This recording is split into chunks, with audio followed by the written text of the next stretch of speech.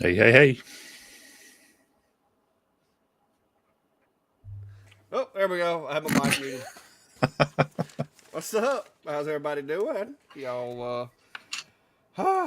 Y'all hanging in there? It's hot down here in Bama. It is a balmy 83 degrees in here, even with the air running. I'm gonna have Yeah. to. My next constructed shop's gonna be insulated like an igloo cooler. I'm telling you, no more, Well, no more drafty walls. yeah, I spent the day outside, so I didn't get things set up out in the shop, and I just figured, you know what? It's warmed up back up here too. I mean, we had an overnight low in the 40s. What was it, a week ago? So Sheesh. it was feeling like October weather, which was nice. Um, but yeah, it's back up. We're going to be in the mid to high 80s this week, and Mm. so it's summer is back. So I'm just chilling in my air conditioned office. Whew, must be nice. 40s. Man, we won't see the 40s now for months. Yeah, well, Like, it'll be a while. It'll be quite a while. Everybody keeps saying, "Okay, I'm fixing to crank my volume up," but when some of y'all say I'm blowing your speakers out, I haven't moved anything. All right, let's see. Everything, yeah, that's where it's supposed to be. That's where it's supposed to be. I think yours changes. It just makes me sound like I've I changed mine. I don't know. Uh, I mean, Let's I'm getting like two see. bars in the no there. It's peaking up. I can bump mine down though. All right, I can So go up. It's just I've never had to run it this high for yeah, anything. It's gonna mess it. It's gonna mess me up when I start doing my recorded videos because it's gonna be way too loud. Make sure I don't have any filters. I haven't turned any filters on lately. No, none there. Uh, yeah, no, I'm not seeing anything. So that should be. I mean, that should be plenty. I can always turn it up more, but at some point, it is going to be obnoxiously loud. I mean, there's a joke in there somewhere, but Well, I don't know. Like I said, it's redlining on me now. yeah. So check in here, make sure there's no settings in this software here. No stereo audio output. I don't, auto gain control. When did they add that? Maybe that's what's getting me. Yep, I bet that's what was getting me. They added auto gain control to Restream, and it was on by default. So I bet that's what was doing it. Well, it's not like we're professionals and everything. Yeah.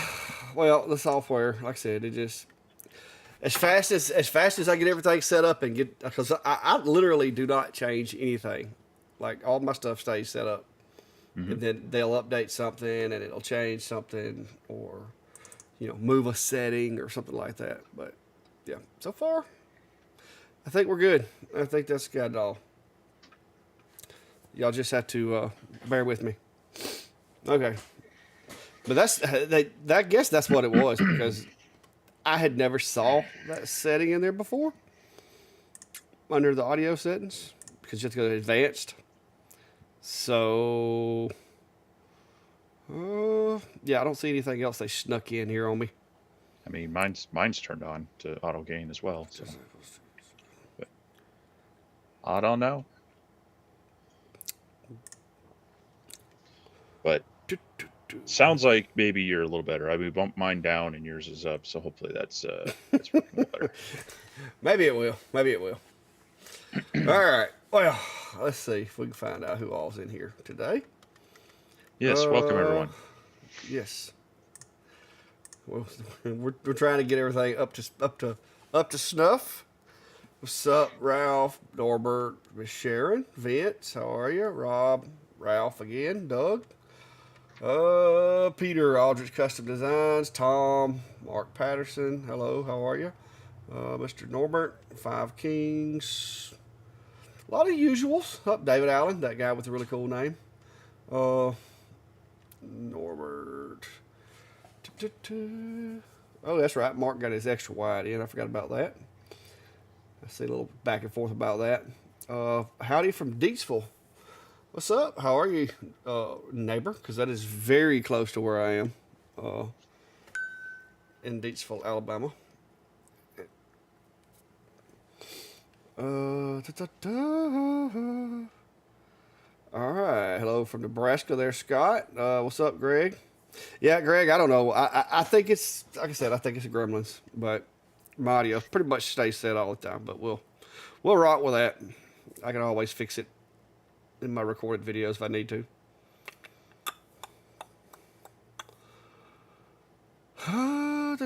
Yep, more conversation about the audio. See, is it that mine is too low, or is it that yours is too high? I guess that would depend. I mean, I haven't changed I, mine either. As a matter of fact, out in the shop, I've been over the past few weeks bumping my levels way down, but every time we pop on, it seems that I'm loud yeah, and you're not. So yeah, I don't know. You got me. You got me. But we'll see. All right, so I guess we got that fixed. Let's see what we got going on. Bunch of conversations. Looks like I'm fairly well caught up there. Aloha from Hawaii, Clayton says. That's pretty nice weather over there. I wonder if it's cooler up there. I bet it's cooler over there right now. depends on what part. I bet it's a little cooler. And Gerard from Newfoundland, Canada. Okay. But anyway, yeah, a lot of the usual folks here tonight. Things are getting somewhat back to normal here at the shack. I have been grinding, trying to get caught up on stuff. And of course, people are still trying to send me stuff to make me even busier. But so far, I've gotten lucky, and they all have these little contracts that they want you to sign. And so I'm just like, I'm already swamped. I don't feel like fooling with you. So I have been turning down some more kind of stuff this week.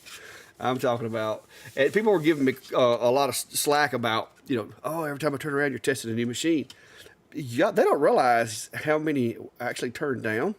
And the ones that I have been taking here lately have been ones that everybody has asked me, hey, what do you think about this one? Or, hey, what do you think about that one? So, and I've got a couple of other ones that I think would be interesting, and I really wouldn't mind trying out, but the company's got to get their heart right, because making me sign something is not, it's got to be very, very vague before I sign anything. So, Well, but yeah, vague and or fairly specific on some things. yeah, I mean, I understand things like NDAs on new products. They want to try to make sure that you're not going to be leaking things.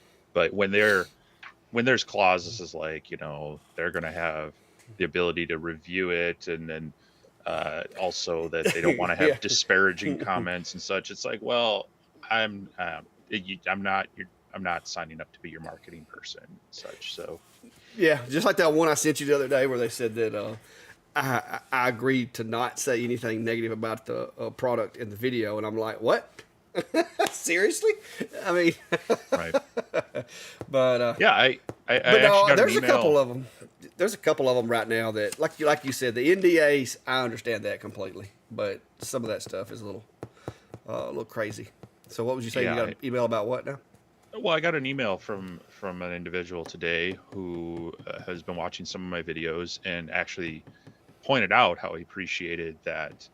Uh, I'm a little more objective on things and try to make sure that I include some pros and cons and such. And so that's where I don't want to get in that gray. I want it to be very specific and say, that's how I do it. I'm going to let you Yeah, know that, hey, this is where it did well. This is where it maybe held up to their advertised specs. But I'm also going to say when it doesn't, or when I don't think it's realistic, or, there's always ways that you can improve products and such, yeah, or miss the marks. And in some cases, I'm like, hey, this, you and I say it all the time. There's no one laser that's perfect for everyone. And so it's kind of like, if you are looking for XYZ, this laser does well, but maybe not that. And that's where those contracts get a little shaky in the fact of, I they could take that as being negative, where I'm just trying to make sure the person has a really good understanding of what I've done in the shop with mine is how this laser works, and Yeah. that construed as good, bad, or otherwise. So Yeah. But yeah, I had like I said, it's just you know how it is. Occasionally, you'll have that one person that'll be like, "Hey, I wish you didn't do this, or I wish you didn't do that." But for the one person that's like, "I wish you wouldn't be testing these machines," there's 50 that's like, "I'm glad you did because I was thinking about buying it, and I'm glad I knew this or knew about that or yeah, whatever." So it's a balancing act. But here lately, I have gotten a little burnt on that. I'm just you know how it is. You just get tired of having to have those deadlines or trying to get right. stuff done. Well, and yeah, So and I've been working on some projects that I wanted to do, and I finally got to that place that has the material that we talked about. We got me a truckload of lumber, and I have good news to report. I will no longer be using the Luan from Russell because this stuff's pretty awesome.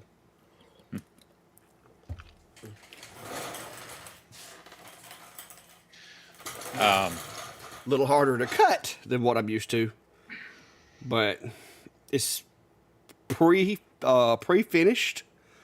And literally, when you get through engraving it, I just spray a little bit of rubbing alcohol on it and wipe it with a rag, and it's good to go. Like these little guys, I did nothing to those but engrave and wipe them down with a rag, and look at that shiny little luster. So, got that one, yeah. So, been playing with a bunch of this stuff, trying to see how it works. See there, you can see it right there for just a split second where it, yeah, it's like pre-finished. It's only on one side. They do have two-sided finished, but the price goes up another $2 or $3 a sheet. But I'm getting 4x8 sheets of this for $23, and it's 4.7 millimeter birch, and it is not MDF core. It's a veneer core, so it's pretty awesome so far. I'm really liking it. And it's about the same size as my other material that I was using, so my files that I've built take minimal adjustment to get them to work with it. So yeah, been practicing putting some stuff together. But the cool thing I like about it is, like I said, once you get through engraving it, you just spray it with alcohol and wipe it down, and it fixed it.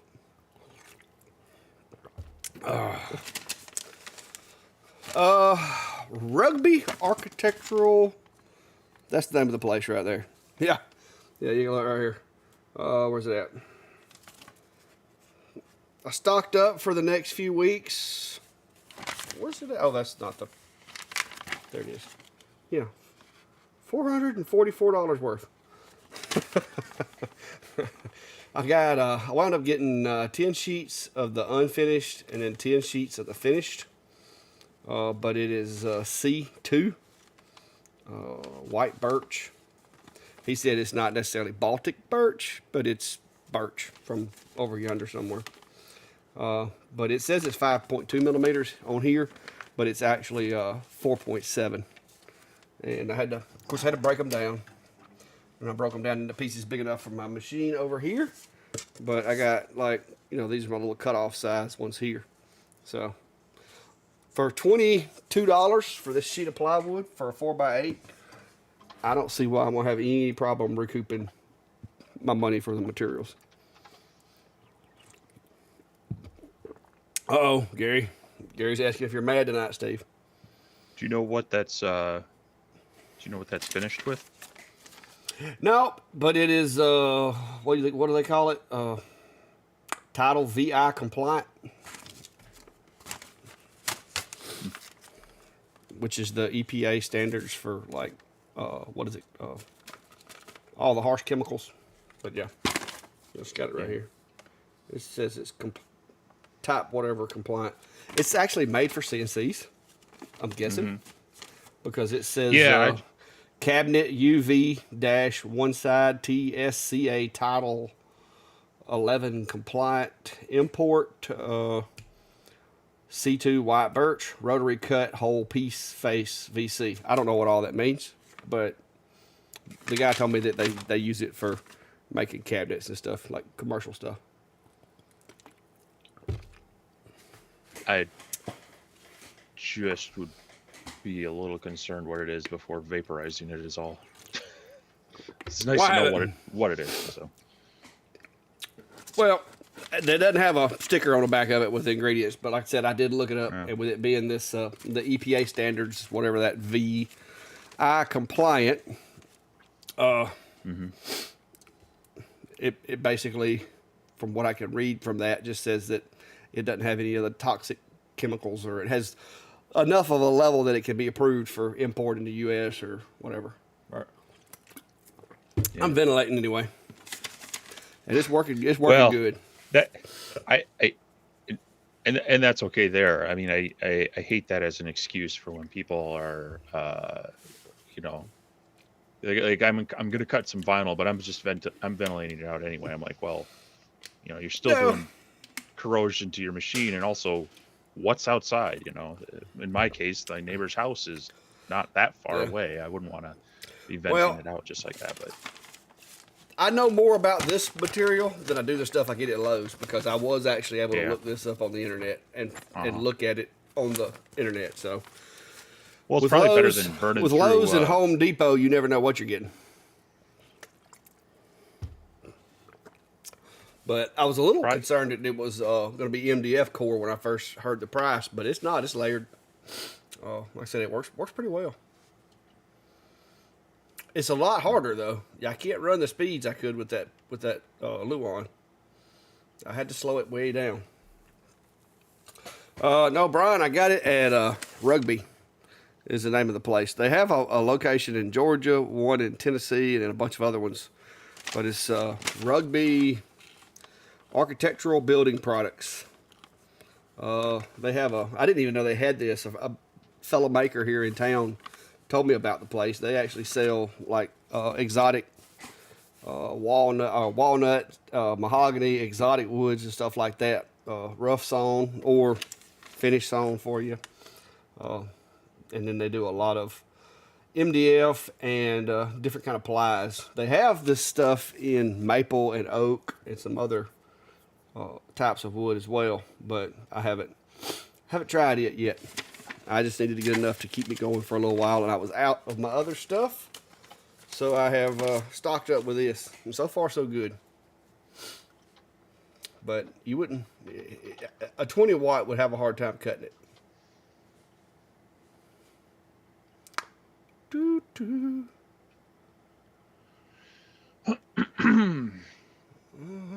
Gerard's got a question, and it's not really off topic though. Do you ever use a CNC to joint wood, maple or birch?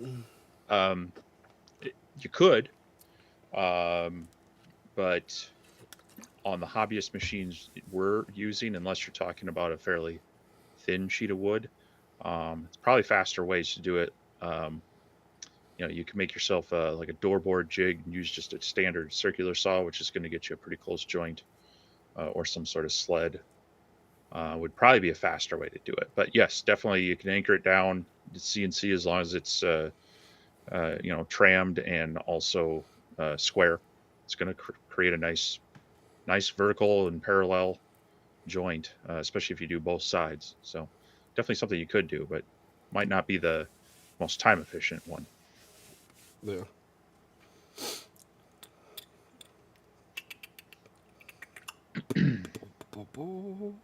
Yeah, Norbert's got a good point too. Is you can get the MSDS on every product they sell. You just often have to dig or maybe ask for it. As a matter of fact, back when I was first making my enclosure for my X-Tool D1, you know, the local Menards has multicolored acrylic, and so we asked them if they had any product specs on, you know, what is its optical density and what type of wavelength does it maybe block. And they actually tried to find that out for us, but they couldn't find any specific testing information, so that we couldn't find out if it had any appropriate properties for blocking the laser light, which is why I went to JTech Photonics. But yeah, if you ask them, they should be able to provide you some good information on the products.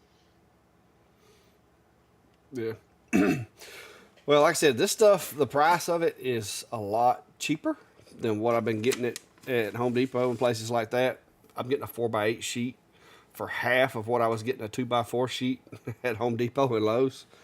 And it's so far it seems like it's better stuff. Yeah, But anytime you if you can find a good hardwood dealer or cabinet supplier, chances are they can, if not give you a cheaper price, they can give you a better quality product than what you're going to find at the big box stores. So um, it's definitely worth looking around, seeing who's in your neighborhood, you know, as far as hardwood dealers or cabinetry suppliers, things like that. And they're used to working with both small and big shops. So yeah, they like I said, this guy here, I didn't even know they were existed. And one of the guys that I deal with, he came by here the other day and was talking to me about it. And so I went by and just kind of looked, see what they had, and then the next thing I know, I got off a little early Friday and went and picked up some of the material, and so far so good. It's working. It's working really good for what I wanted. Let me see what I got. See what they got here. Oh, I was gonna try to find it on their website. and even if you don't have one immediately close to you, it's worth looking around because I actually found a supplier that was down a couple hours away from me. They're actually down in Iowa, but they do delivery runs and they're up in this area anyway. It's called Liberty Hardwoods. And so I think it cost me $15 was the upcharge to have it delivered as long as this is on their weekly run. So, it's hard to beat that. That was to basically to my doorstep. As long as I was set up with them as a commercial account, and I didn't even have to order that much. It just made more sense to order, multiple sheets when you're paying a delivery charge. So it's worth doing a little looking around, especially if you get into a lot of, getting into a lot of material. Like you got some orders coming in and such. So Yeah, I can't find this one on their on their website per se, but yeah, they have a lot of MDF stuff like that. He did say that they had some uh, like metric MDF that they didn't sell a lot of, that they had extra, that he would give me a pretty good deal on. But I just don't really have anything right now that I need it for. But this is a website.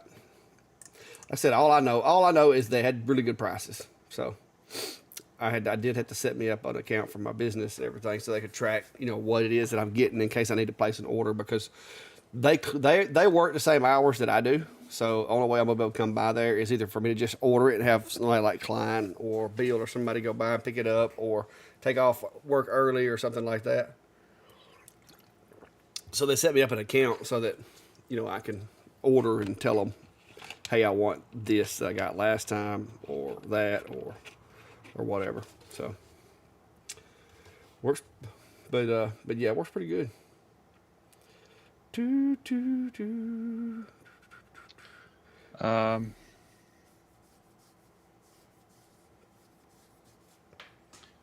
CK's got an interesting question. Speaking of enclosures, I bought the conveyor for the X-Tool S1. Do you have suggestions on an enclosure for that, since it opens the riser base and allows smoke out? um, Short of a very large one, um, Yeah. your your better bet on that would be trying to get more airflow, I guess. I have mine hooked up to a 6-inch ducted fan. The uh, I unfortunately on the S1 you can't remove the stock fan like you can on the P2.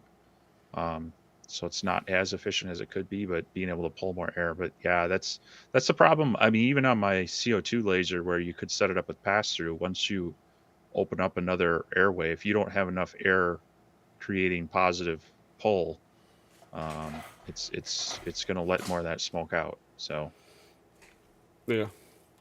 Yeah, you'd have to crank up the suction to prevent that. And like I said, if you're in a heated and cooled environment, keep in mind too, you're going to be blowing your air conditioning outside. So that's a dilemma because that conveyor does take up a lot of room. I think once you put it together, that thing's almost like 6 foot long, isn't it? I mean, it depends, I guess. The the one with the P2, yeah, I mean, you could even go longer than that. Depends on how many rails you put on it. But, Yeah. Steve, they actually have one in Clanton, which is inside the county. It's on the other end of the county from where I live, but they actually have I guess, an outlet here in an old cabinet shop that I guess they bought or rent or whatever. So that's where I wound up going to.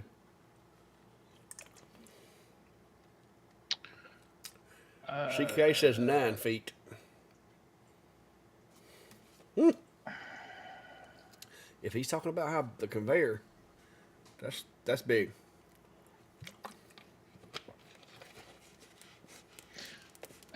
so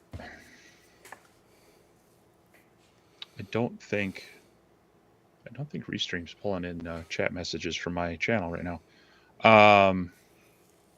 Because I'm not seeing them pop up here. But the Duke of Tank asked a discussion topic for you two. What is the best one and two punch for diode laser and CO2 laser to start a small business? Um, a little bit is going to depend on what you're wanting to do, but there's what I see a lot of people doing is they'll get um, if you're in the X tool uh, ecosystem, they're getting the P2 and then they're pairing it with like an F1. So they've got the diode for the small engravings, they've got the IR for the metal stuff, and then that can be portable. But then they do a lot of their work with the P2 for they can do acrylic and such. But you wouldn't have to do that with just Xtool. You could pick up any CO2 benchtop laser. There are a number of them out there that are in that price range or maybe a little bit less. And both Clack and I have looked at the Laser Pecker LP5 now, and that's Mine's gives you a little extra power there. than the F1, but more portable than the F1 Ultra. So those are some things to look at. Is if you're looking at doing a business and you're looking at doing like craft fairs or farmers markets or anything where you're going to be out trying to sell product to people, being able to engrave on site and customize on site is a huge benefit.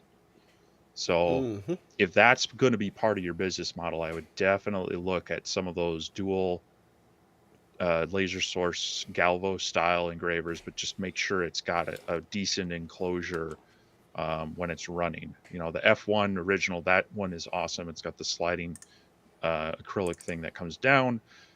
Very little light leakage through that. The Laser Pecker 5 is decent at it. There's still a little bit of a gap in certain materials, but they also are coming out with an enclosure you can add it onto.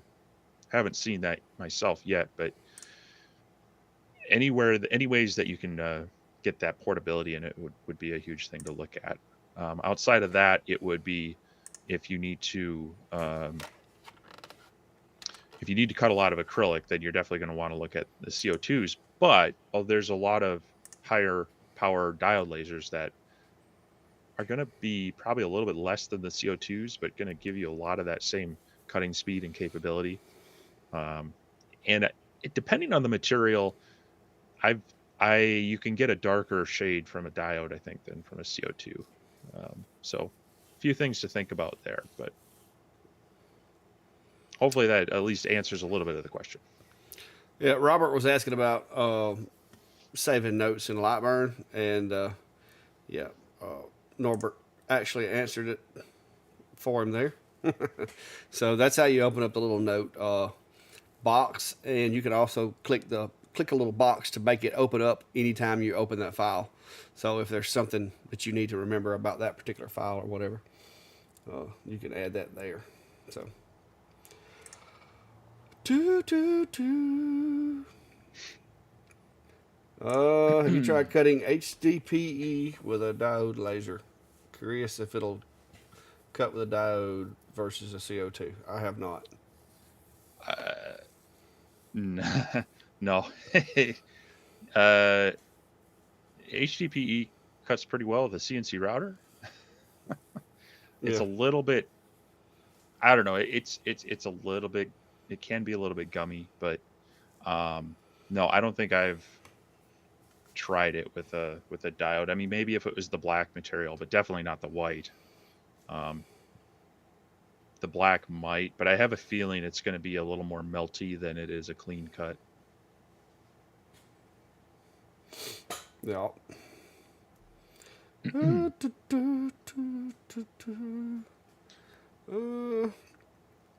Sharon's asking about the iCube. Miss Sharon, I actually made a little jig kit for that thing that it's similar to the same thing of the F1 and the Ultra and all of them that I use, but it just drops down in that little the hole that's in the bottom of the iCube.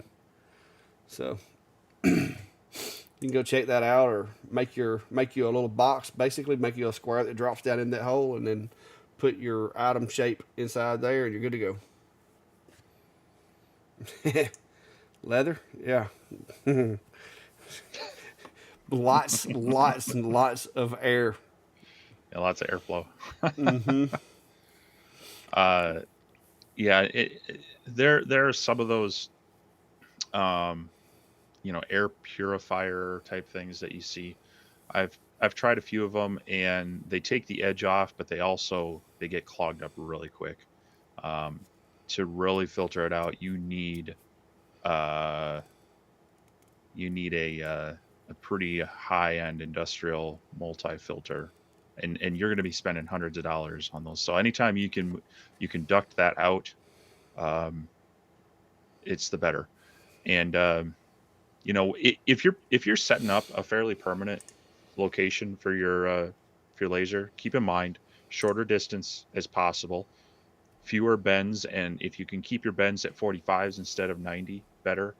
And anytime you can use just straight walled, metal ducting, or even the PVC, but the kind of the flexible hosing with the coil, those kind of waffles in it, they cut down on the airflow by like almost a magnitude of 5 times, um, for the same distance of a straight walled. So anytime you can shorten that up, or use a like a aluminum or steel ducting to replace that stuff, you're going to see better improvement in your airflow from your pulling with your fan. So really hard to filter that out. So Yeah, I just use lots of air going outside. That's that's the only way you're gonna really get rid of it completely, and you're still gonna have some. That stuff just smells. Light source is saying the same thing. He's saying he don't think your chat's coming through. I don't know why it's not, but I looked. It's showing your channels are connected. So yeah, I don't know. it's probably the same reason that my audio's been being weird. But I don't know. I don't know why they did this way this time. But It's your new background. no, I didn't. Matter of fact, I didn't change that background either. I don't know why that's there like that. What in the world? I wish they would just quit messing with it. They're gonna mess me up and make me go somewhere else, because I'm already wanting to try that other software Yeah. out. Yep. So Well, they're gonna push me on out. yeah, There we go. I'll keep an eye on my chat, and so I can grab questions and such. Unfortunately, we just won't be able to pull them up on screen. Yeah, I don't know why it's doing that. I looked to see if they added a setting somewhere, but I haven't seen it. So I don't know. Don't know. I don't know what's going on with that.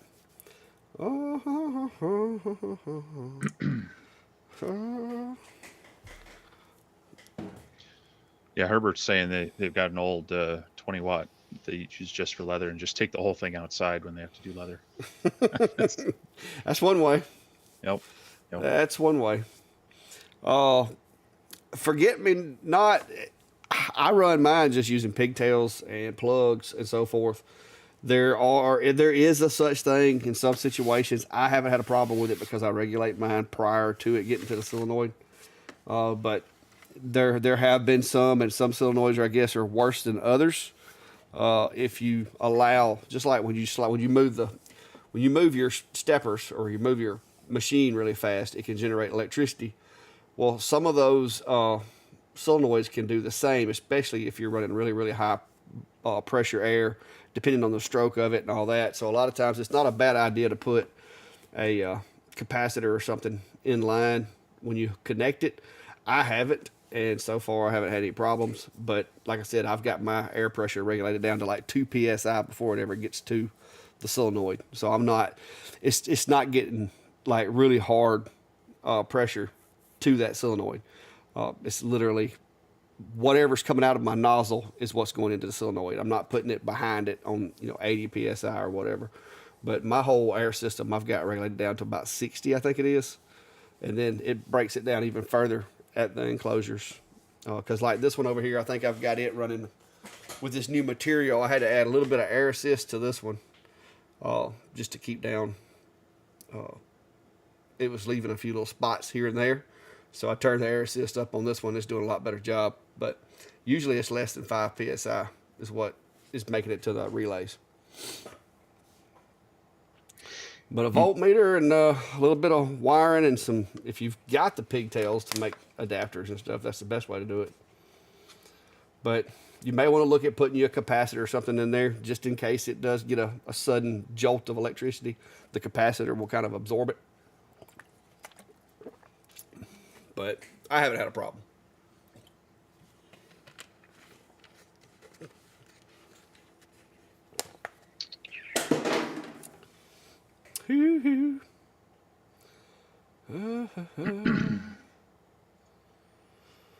Hello, Darren, from Texas. Any regrets buying K40? I mean, it depends on what you're expecting out of it. A lot of people have started on K40s because they historically and traditionally have been inexpensive ways to get into lasers.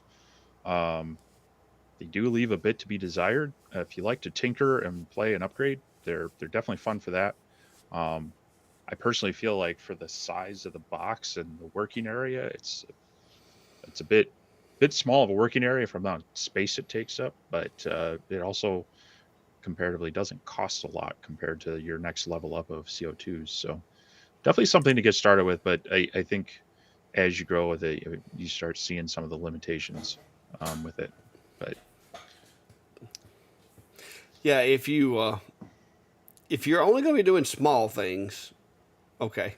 But that the work area on that K40 is the biggest. This the biggest problem I had with it was I couldn't do anything bigger than a piece of notebook paper. So. mhm.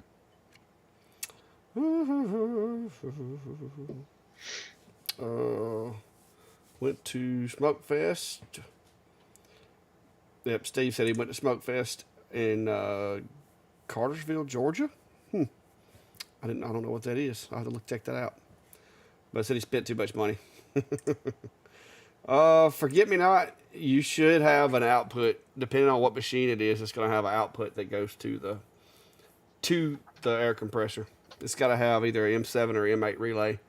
A lot of the Atom Stacks and the newer Eitzers and stuff like that just have an output wire that goes to the compressor generally. But if you may want to be really careful if you're having to ask that, you may want to be real careful if you start doing it, because you really don't want to mess up the board with that. So, but typically you're going to have an output from the machine going to the pump with most of these systems. If you don't have a easily recognized output that goes to the air pump that you're currently using, then you may want to just not try to go forward with that. So over on my channel, Don Owens is asking, in my X-Tool S1 video, I had shown some scratch acrylic, and apparently I may have missed a link to it. So that's it's a laser safe acrylic, and it's two colored, so it has generally like a black surface, and then it'll have a color underneath, or maybe it'll have a mirrored surface and a color. That specific stuff was from a company called Great Carve, and they had provided me some samples of it to play around with. Um, it it's not all of the colors work well on diodes, especially the lighter ones. They'll generally engrave okay, but they don't always cut through, especially if there's like a white underneath a red, things like that. But yeah, it's some fun stuff. There are a few other places that sell the same thing, just a two-toned. You just want to make sure it's a laser safe product, as opposed to some of them where they're meant more for a CNC. Well, Darren, I'm gonna go ahead and tell you, if you could swing the bigger 60-watt Mon port, it's leaps and bounds as far as the capabilities of the machine and what you can do with it. Uh, the K40, like I said, is very limiting. If you're planning on doing a project bigger than this right here, you're not going to do it with the K40 because you can't even really do cutting like the tile method. You can't do that with it because it's inside the box. Whereas with some of the other diodes, if you were trying to engrave something really long, you could just, move it and position it correctly. But with the K40 machines, you literally have this much area to work with, and that is it. So the 60 watt would definitely be a big improvement from it. My Mon port, my K40 is sitting up there in the attic collecting dust. Actually, it's not collecting dust because it's wrapped up in cellophane, but it's not being used. Yeah, the K40s are good for uh, people like Dark Force made, who Frankensteined it. Added a bigger working area, light burn specific board, things like that. For people who want to tinker, it's a good set of guts, or someone who wants to just play a little bit. But they can also be really frustrating if you're not doing, especially when you want to get into cutting on like the typical bed. It has like that weird clamp thing, and if your material's more than about an eighth to maybe 4 or 5 millimeters, it gets out of focus right away without having some sort of lifting table and taking that stuff out. So eh, most people that buy the K40 are either they move on really quickly, or they spend a lot of time and money modifying it, tweaking Yeah. it. So if it's in your budget and you're looking at the bigger models, take a serious look at the bigger models and what you might end up doing to the K40. And that's where I was at, 7, 8 years ago when I was looking at my first laser. I started looking at those thinking, I mean, at the time they were like $250 or something for a base K40. And then I started looking into like, well, I'm going to want to do this, I'm going to do that. And pretty soon I was at like $1,000 from that 250. So then I started looking at the next size up. And then after that, I started looking at the next size up. And then I just said, I got to stop this and just buy one before I start, you know, I'll just keep going. Well, if I wait a little bit longer, I can get that next one. So I would definitely look at what do some searching on what people have done to them, because there's some cool things people have done to them. But if you don't like to tinker, don't like to mess around with that, you're gonna be probably quickly disappointed with it. So Yeah. Forget me not. I don't, and I think somebody's just answered this also. I don't think the Otour LM3 has a M7 or M8 output on the controller. I think the newer one may have on the Otour, but I don't know which one you have. Because what was the one that we got? That was the Otour that we got the upgrade for, wasn't it? Where yeah, the 20 watt the 20 weird watt thing. upgrade? Yeah. They do have you can turn them off on and off with macros for because they had their enclosure, their fabric one Yeah. that you could turn the fan on or the light on and off. But I don't think they had the Yeah, I don't think it had the air assist. I don't think it had the air assist that Lightburn could control. Yeah. Yeah, I knew they had the lights. They had the lights and they had the fan because Klein uses he's got the Otour LM3. We upgraded it. and that's what he runs. And he likes the being able to turn the lights on and off and the fan on and off with it. Hmm. But I didn't. I thought it had a regular, just standard air assist, but I couldn't remember. What's up, North Alabama Smoke? How are you?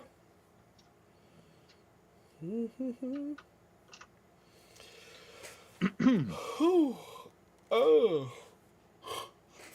it's been a long week, guys. My leg's still, man, my leg is still banged up. I don't know. I don't know how long it takes for a severely sprained muscle in your thigh to get better, but it takes more than a week. I was trying to kneel down today to try to do some stuff, and it started talking to me. Well, seems like if you play for the Minnesota Vikings, then they're all season-ending injuries when you're talking about muscles in the legs. Mm. So that's a Mm. whole other thing. But so yeah, over my channel, Greg's commenting a great video this morning about the A1, and so I had posted a video this morning, just a super basic entry into Tinkercad, because I know a lot of people had been asking about, how do you design for 3D printers, and I wanted to use some software that I mean is free and isn't full of ads and whatnot. And so Autodesk puts this out, and they actually promote it for use with kids. So there's like no ads or anything.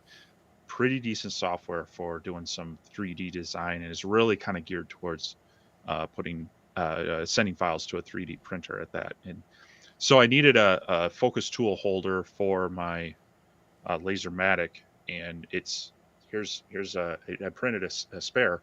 It's just a simple box with a couple pockets in it, and I talk in there how to size them, get them aligned, and just you know it doesn't get any easier than basically 3 boxes put together. But that's how we start. We start with the simple projects, right? So Yeah. um, What's the extra little I'm hole for? well, I figured since I was making it, the ones for the focus tool, this one's for the USB drive, the stick that comes with it. Oh, So okay. Okay. I I got you. figured why not stick that there. Yeah. Wouldn't have to, Yeah, but mine yeah, winds up on a it's keychain. yeah. But I figure keep it with that. Was Yeah. so the way I made these actually, this one, it's I wouldn't call it friction fit. It's tight enough that it's not super loose, but you can pull it out without like pressure. This one is more of a snug friction fit, so it's not going to fall out, but you can still, when you use that 3M adhesive, once that's on, it kind of stays put, and you can give it a little pressure. Um, so yeah, I've had a few people comment on that they really appreciated that, and so I'm going to try to do more of those. Maybe figure out some more advanced things. Maybe make one thing that comes to mind is a vent adapter, that you can. I've had to 3D print those for both my P2 and my S1, but luckily someone else did the design work for me. I just took their file and printed it out, and it worked. But yeah, it's Tinkercad's a nice, simple software to get started with that without being overwhelmed with too many options. So I figured that would be a good one to use for that. Yeah. Ed's asking, what PSI do you run your air compressor or for air assist? I've got my air compressor actually turned down to like 60 outside. And part of the reason is just because I don't want it to get too pressurized, because the more pressurized it is outside when it comes inside, the more the chances it's going to pick up water as it is released into the enclosures. So I've got the regulators coming off of the main line before it gets to the machine. And the regulator has a water separator right there at it. And I regulate it down to, I don't regulate it based on any specific PSI.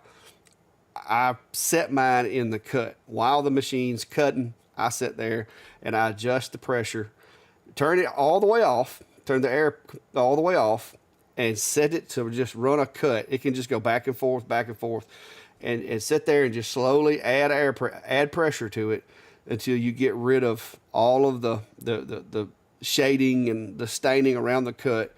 And once it gets to where it just literally looks like a hair laying on the material, lock it down and leave it right there. There is no right answer as far as PSI, in my opinion, because the size of the exit hole in the nozzle, the size of the tubing that feeds it, the size of how much space is inside there on the cone, all of those things are going to affect the pressure as it goes through the system. The best way to do it is just by watching that cut and dialing it in until you get that clean cut. But I do have a video that kind of shows you that, and we're some visual aids as far as I turn mine all the way down until it starts making scorch lines, and then slowly walk it up to demonstrate it how I go about setting it. But that's how I do mine. Some people will tell you, oh, it needs to be 6 to 8 psi or whatever. I run as much air as is required and no more, because there's one, you're just going to overwork your air compressor. You're going to increase the chances of getting like water in the system. The more it runs, the harder it runs. So it works best for me doing it that way. So, what do you think, Steve? I I mean, I agree with you. That being said, I mean, other than the chance of water and you know extra wear and tear in your air compressor, it's not going to hurt anything too much to be running too much air versus not enough air. So I you know, it's good to play around because yeah, no one wants to have that thing running any more than it needs to. The other issue being is if you're cutting small parts and you don't use tabs or whatnot, the more air you have, the more likely it's going to start throwing things around and such. But yeah, Yeah. it's it like you say, it every system's different. My larger CO2, uh, I would have to run about 20 psi at the air compressor to get the right air at the nozzle. But I mean, there was still 8 feet of line. So was it really 20 Yeah. psi at the nozzle? No, but that's what it had to be running at the air compressor to get the right air out at the nozzle of the laser. So Yeah. it make sure you got some variability on it. Make sure you got air a moisture trap as close to the endpoint as Yeah. possible. And if you're tapping into like a shop air system, put an extra one like at the laser, however you can, as close to the nozzle as you can. Yeah, that's where Yeah. where dialing in at that point works best. Yeah. Like I said, I've got a video on how I've got my air assist set up. Like I said, there's 1,000 ways you can do it, but mine tends to work very well. And so, if that's something you're interested in, you can go check it out. I think that's gonna be it right there. Let me grab a link. Hey, that was back when I still had my K40 in line, or M40. That's been a minute. Boo, boo, boo.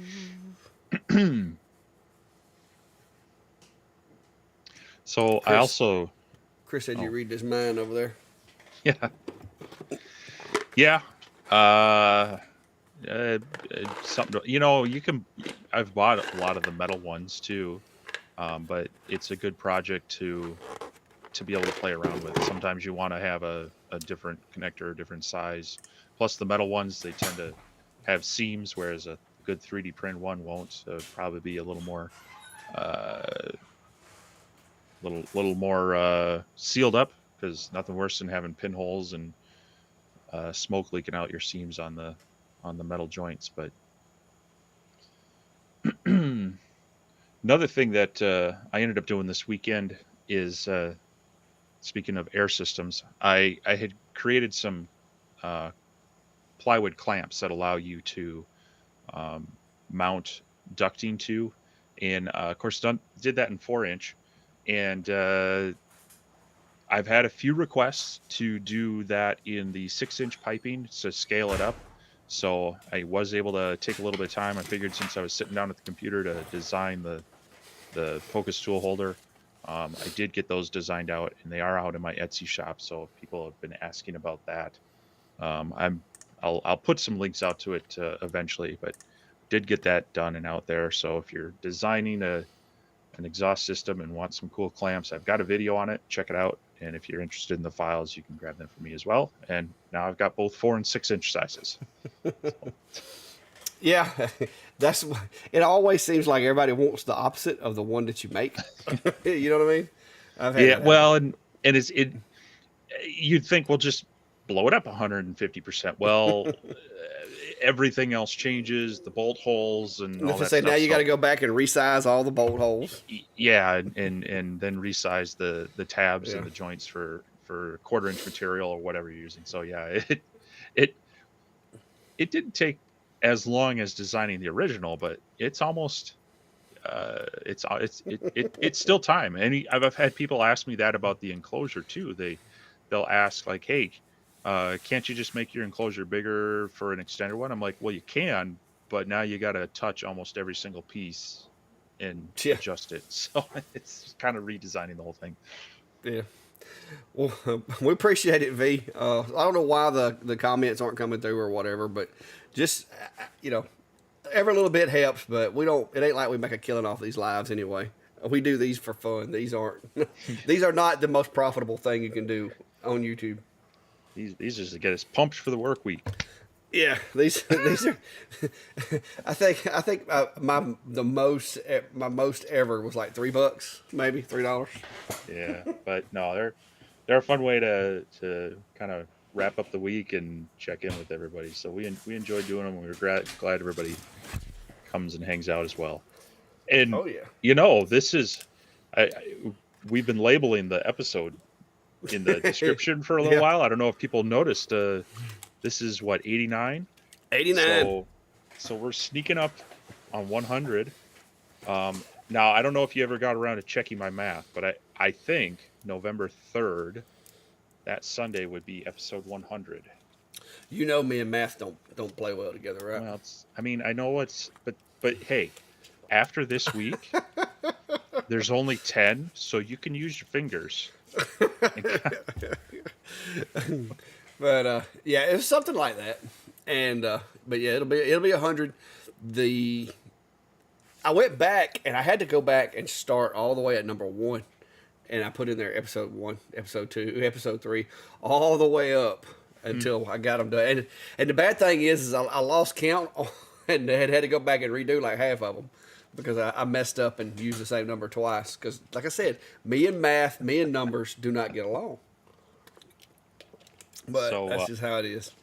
so yeah, we'll see. We'll see if we could have some fun that night or something for making it to tolerating each other for 100 straight episodes. Yeah. Hey, our collaboration on our lives lasts longer than a lot of people's marriages. Oh wow, yeah. But I got yeah, I got buddies that hadn't been married this long yet, already getting divorced. well, I'll have my lawyer draft up the papers and send them to you. I hear you. I hear you.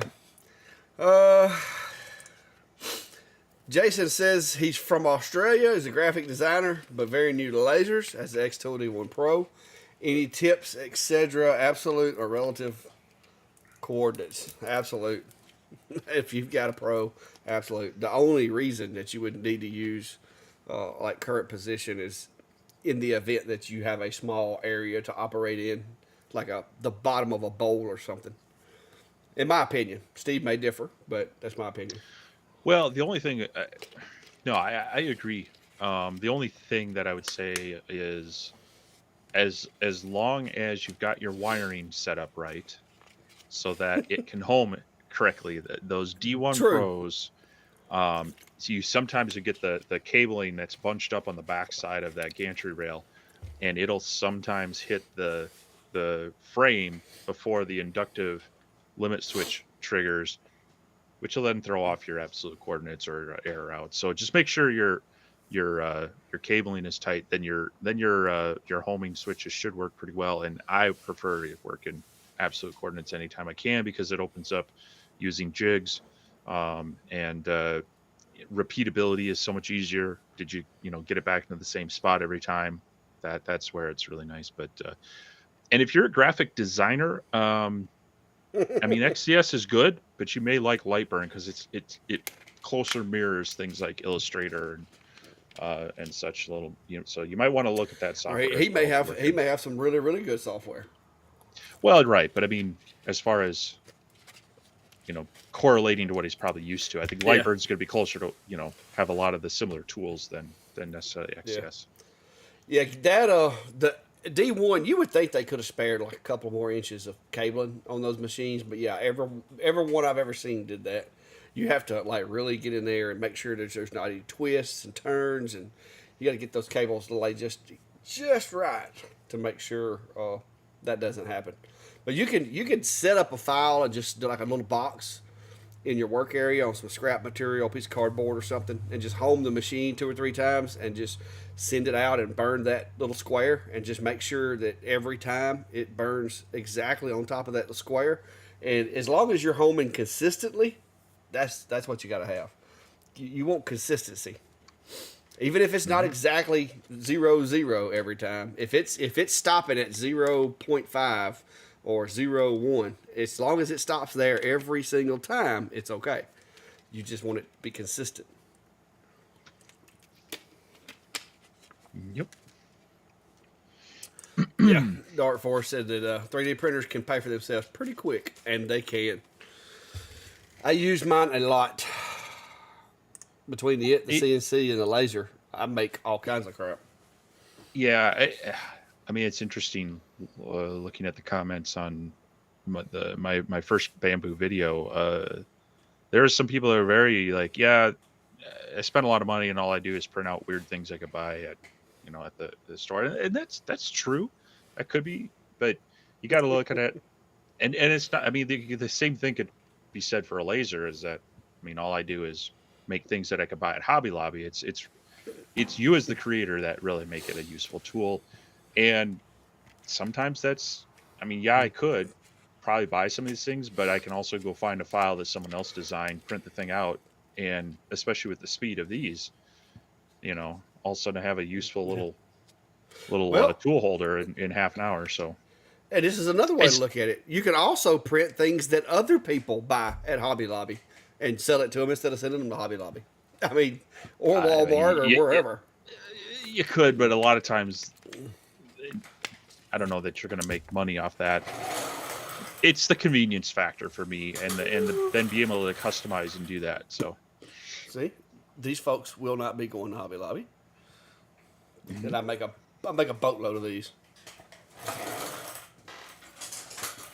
I'm friends with wedding planners, balloon arch people, baby reveal people, baby shower folks. Yeah, make friends with those folks. It gets you a lot of work. Did you see this comment, Steve? Yeah, Guys, we're working on some stuff, and I'm not going to guarantee anything happen, but we're working on some stuff for our 100th viewing, and we're going to try to do more audience involved stuff as we go further into it. But we're having to get some ducks in a row first. yeah. So yeah, we're and that's one of the reasons that we try to stay engaged with some of these companies is hopefully to be able to give back to the community in ways like that. If we can negotiate into our agreements, like, hey, I'll do something on this, but I want you to kick in something I can give away to my audience and such. Those are Yeah, things we're trying to pursue. And yeah, we'll hopefully have some fun stuff to do around that 100th episode, and as we get into the holiday season and such, we'll see what we can do. Because we really do appreciate everyone that hangs out with us, watches our videos, and you know uses our links and buys stuff. But we try not to ask too much of that, but it definitely does. Um, you know, yeah, I, I mean, it's great to see people watching the videos and even just leaving a fun, supportive comment of whatever. yeah, Because there's, just getting that feedback of, hey, I watched this, I really appreciate it, it was fun, or just a fun comment on them. It yeah. it makes it feel a little more worthwhile that you're not just dropping this video out into a black hole and seen some Well, random numbers. hey, I So was gonna say you're always gonna have a few comments, but they're not always gonna be the good folks. yeah, It's gonna be the trolls or the negative Nancy's or those people that you could literally write them out a check for $1,000 and they'd find a reason to complain about it. I mean, those people are always gonna comment on the video. So a lot of times, you have to a lot of times just block those guys out and just know that for the one person that says something negative, 10 people watched it and either didn't dislike it bad enough to say anything, or they actually liked it and just didn't want to, make a spectacle of themselves. So, we do appreciate it though. I'm just bullheaded enough. I just tell them, if you don't like the videos, keep scrolling. That's the beautiful thing about YouTube. You can just scroll on and find more. yeah, yep. So, but I am thankful that at least a few of you guys like watching the videos anyway.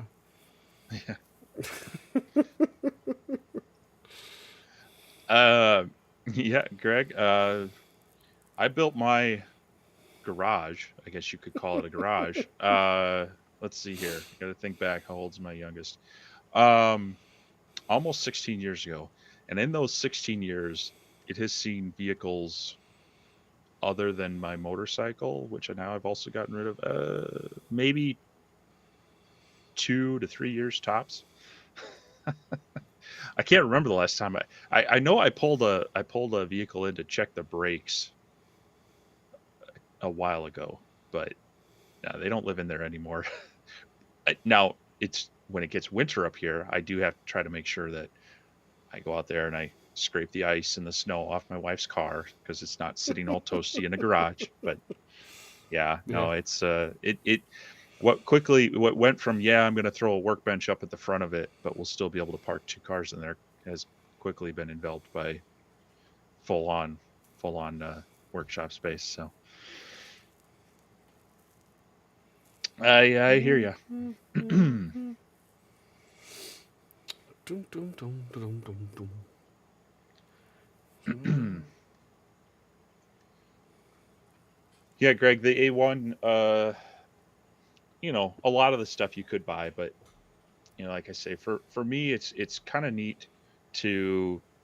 I mean, I just like making. I like tinkering. I like playing around with stuff, and some of it is not even has no other purpose than it's just cool. So I've been printing out a Saturn V rocket, and these are all individual pieces. And I could buy a plastic model kit, but there's something cool about and the nice thing about this one is I just printed out their files and I went, well, that's cute, but you can scale the item in the software. So I can make this twice as big or maybe even bigger. So that's Yeah, making stuff is half the fun, yeah. in my opinion. Da, da, da, da. Oh, well, we appreciate it, Dark Forest. Like I said, we don't always have the answers, but we can usually find somebody that knows, even if it's just one of you guys, because some of you guys know more about some of the stuff than me and Steve do. We're just the ones that are goofy enough to get out here and actually make videos about it. So Crazy enough. yeah, that's the only difference. I mean, I'm just like everybody else in this channel, more than likely. Everybody else in this live. I'm out here. I took what used to be a usable shop for other things, and I've just crowded it up with a bunch of toys. And I figured out how to make a little bit of money with these toys, and so I keep getting more toys to go with these toys. But speaking of other things I've printed, and probably seeing a theme here. oh, are you building your little space station over there? So this is actually we're supposed to put LED lights. I was going to say that's going to get some here, backlights, isn't it? Yep. So what I'm doing with this, so this is a file that's out there, and I'm printing this out to kind of get the idea of like, okay, that's how they did it. That's how that worked. Because I want to then figure out, okay, how do I go and take my logo and make an LED box out of it? Oh, look at you. So it's sometimes I'm printing You can do a mirror. well, yeah, but I've done mirrors. I want to do the 3D print thing. So that'd be cool. but Also, random Amazon purchases here. Oh no. I found this thing really funny. So, I've talked about the the power pack, the solar generator or whatever, right? Hmm.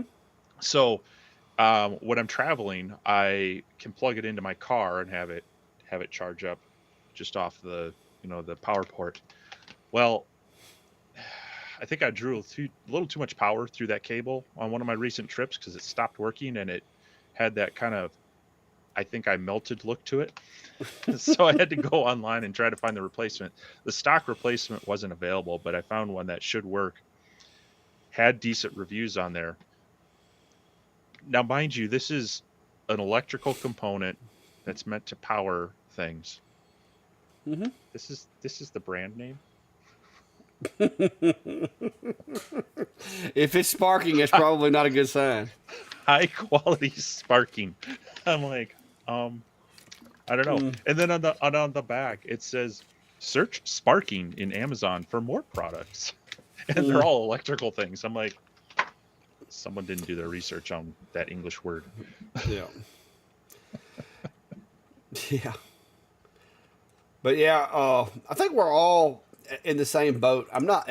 I do have more than a 12 by 12, so I'm in a 20. I'm 20 wide and 24 this way, but it is slammed. And Steve, like I said, Steve built his 2 car garage up there that he can't get a car in. I think all of us have similar problems when it comes to that. I hope that once I get closer to retirement, hopefully I can build me a bigger shop and have. I'm going to use this one to like just basically for like storing the Christmas tree and household storage and my boat right over there, and hopefully have me another one to actually work out of. But I don't want to tear this one down or get rid of it because it's really good for what it is. And it's took me 20 years to build this thing, so I'm gonna leave it. I'm gonna leave it as it stands.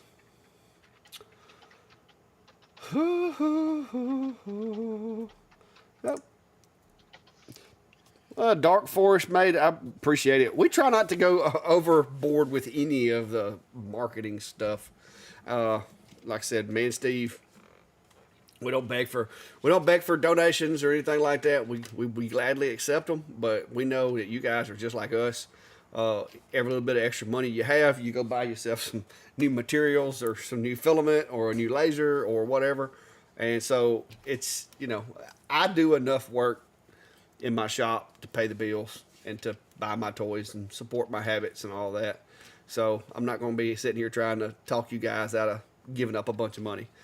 Now, if you do want to use the links, if you're going shopping on Amazon or if you're going to order a new machine or going to order some filament from Bamboo or something like that, and you want to use one of our links, appreciate it. But I don't want anybody to take away from, their toy budget to contribute to my toy budget. I can work these machines and use these machines to support my own habits. Yeah.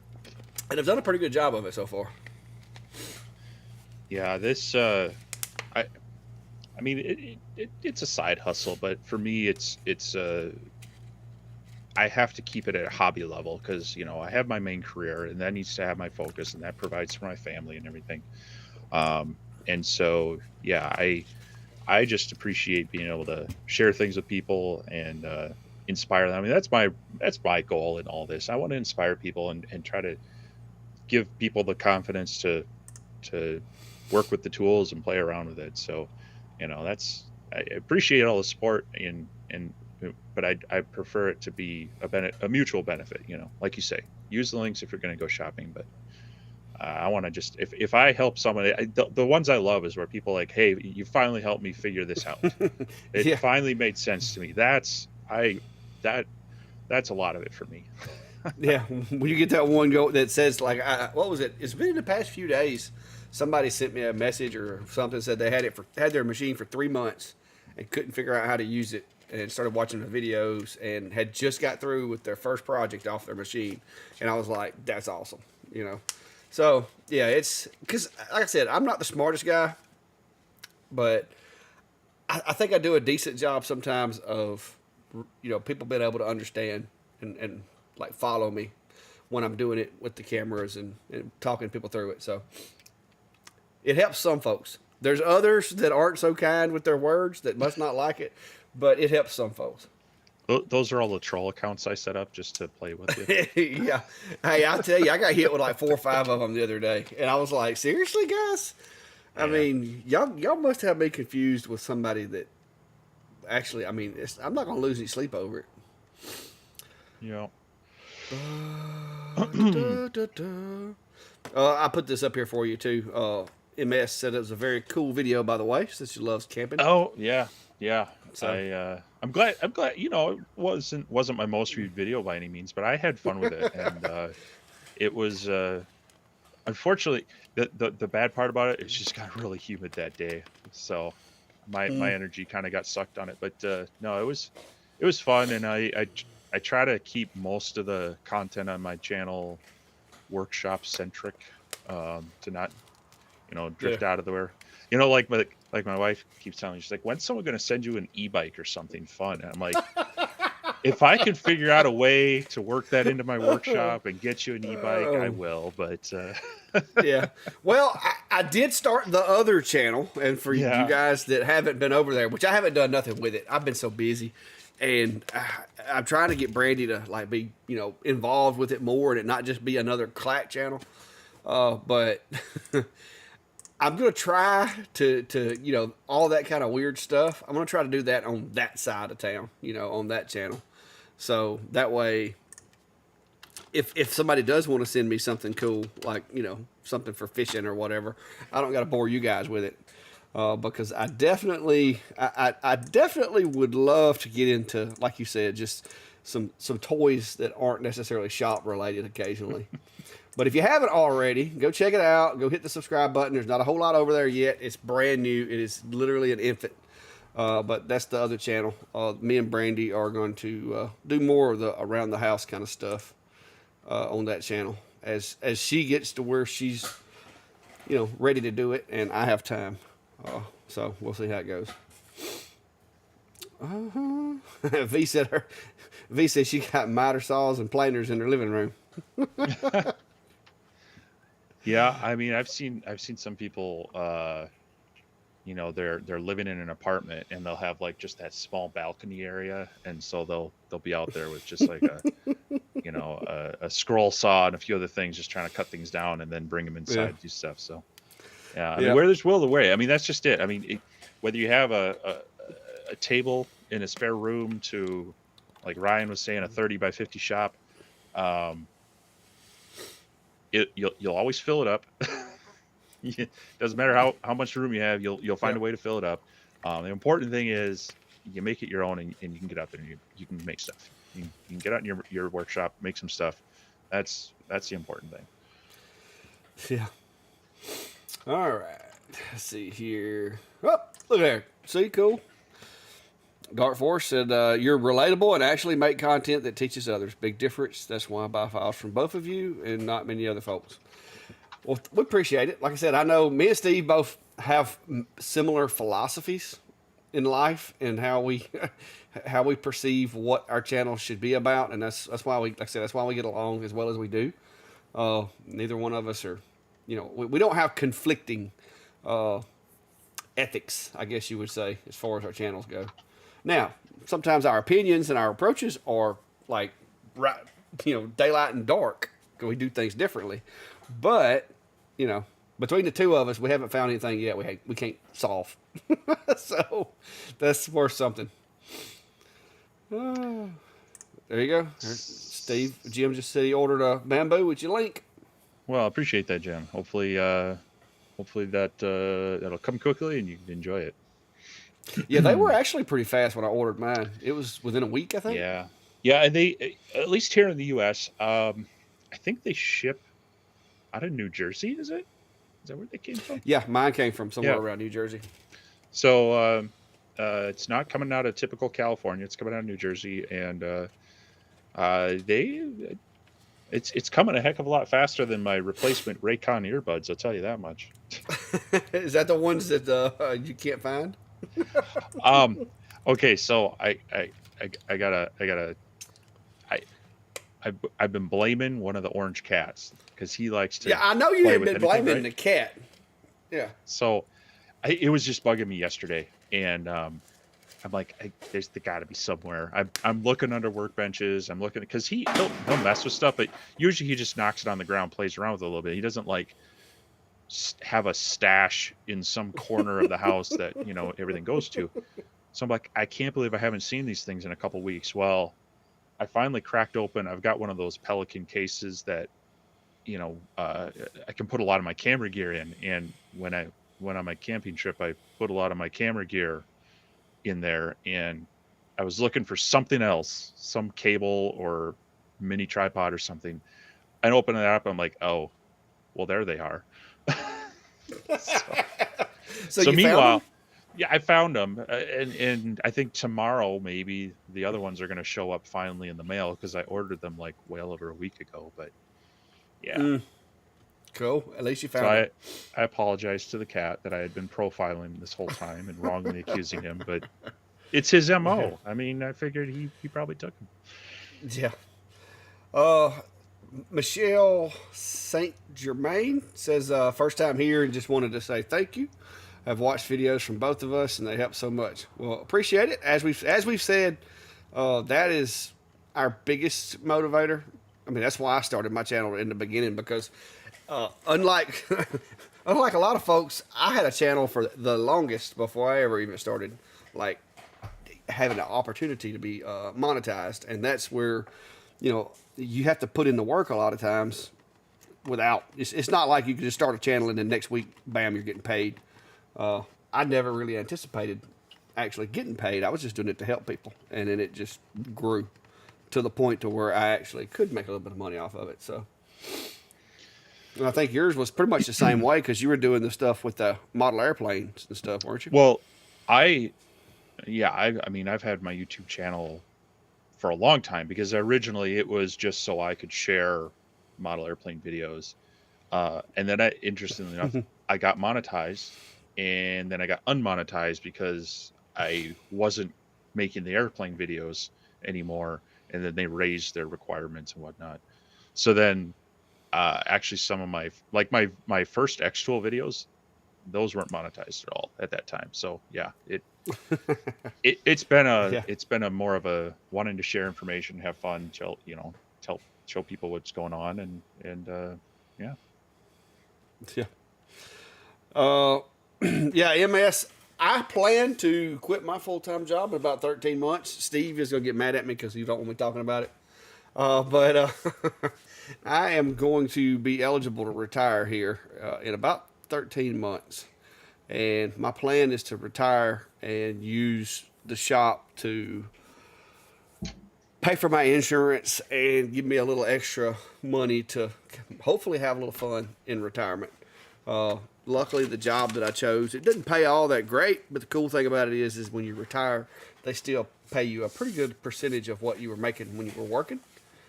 So that's gonna, that doesn't account for insurance, and so you're looking at like $1,500 a month for insurance. So I've got to at least be able to make $1,500 a month extra for insurance to make the transition into retirement smooth. Uh, any more profit than that would be good, so that I could maybe go take a trip or go fishing or something like that. But 1,500 profit is pretty much gonna have. I'm gonna have to make that every week to pay for my insurance and stuff. But Well, I'm hoping that won't be a problem. I've got enough customers that I make stuff for every week that shouldn't be an issue. I was gonna say that's only 15 to 20 stove covers that you got to add to the pile. Oh yeah, well I'm doing more than that a month already. So I think I'll Yeah. be fine. We'll see Um, you, Miss Sharon. but yeah, I mean, there's a lot of people that they start out with just kind of the side hustle, and they build up some side income, they build some contacts, and um, it doesn't happen to everybody, but a lot of people, they eventually get to the point where they're like, my full-time job is now making me less than my side gig, and it's getting in the way. So Um, I, it takes some hustle. It's why they call it a side hustle. But as a matter of fact, it's funny. I was talking with some friends today while I was outside in the sun for way too long, and they were talking about the the weird experience of going to the bars and dealing with this, that, and the other thing. And I'm like, man, I can't remember the last time I was out in a bar, just hanging out at night. I'm like, my time is spent in the workshop or spending time Yeah, with my wife or kids or whatnot, and it's just for me, I'm having fun in the workshop instead of spending money doing that. So, yeah, um, but yeah, it definitely takes time and it's hard to. So, it's hard to split your time, but just a little bit each day goes a long way towards becoming a better maker, and then spend a little time on social media or making those contacts through other local things, and usually the effort pays off. I'm not going to say it always pays off because I've seen some people do everything right and it just doesn't take off. But if yeah, you put in the work, usually things come from that. yeah. No, Robbie, I've almost recovered. My leg still, that muscle that I ripped, it still limits me. But all in all, it's getting better. I can actually move around a little more than I used to could. So Mark says that until watching, he didn't realize how license plate were such a great seller. I think Mark may be the one that messaged me and said that he tried some of them after watching my video and was like, they were flying like hotcakes now. I think he's the one that sent me. Somebody had sent me a picture, had a bunch of pictures of the ones that they had done, and they were selling them to like for rescue personnel and like search and rescue medics and stuff like that, and looked like they were doing a pretty good bit of them. Sure. So, Um, I've got a couple questions over here that I can't bring up on screen, but go um, ahead. one I'm not sure we're going to be able to answer. Wi-Fi Dan is asking. He's looking for a recommendation for paid training to try and understand and get a handle on the new 5-watt UV. Any suggestions? Unfortunately, neither you or I have worked with a UV laser.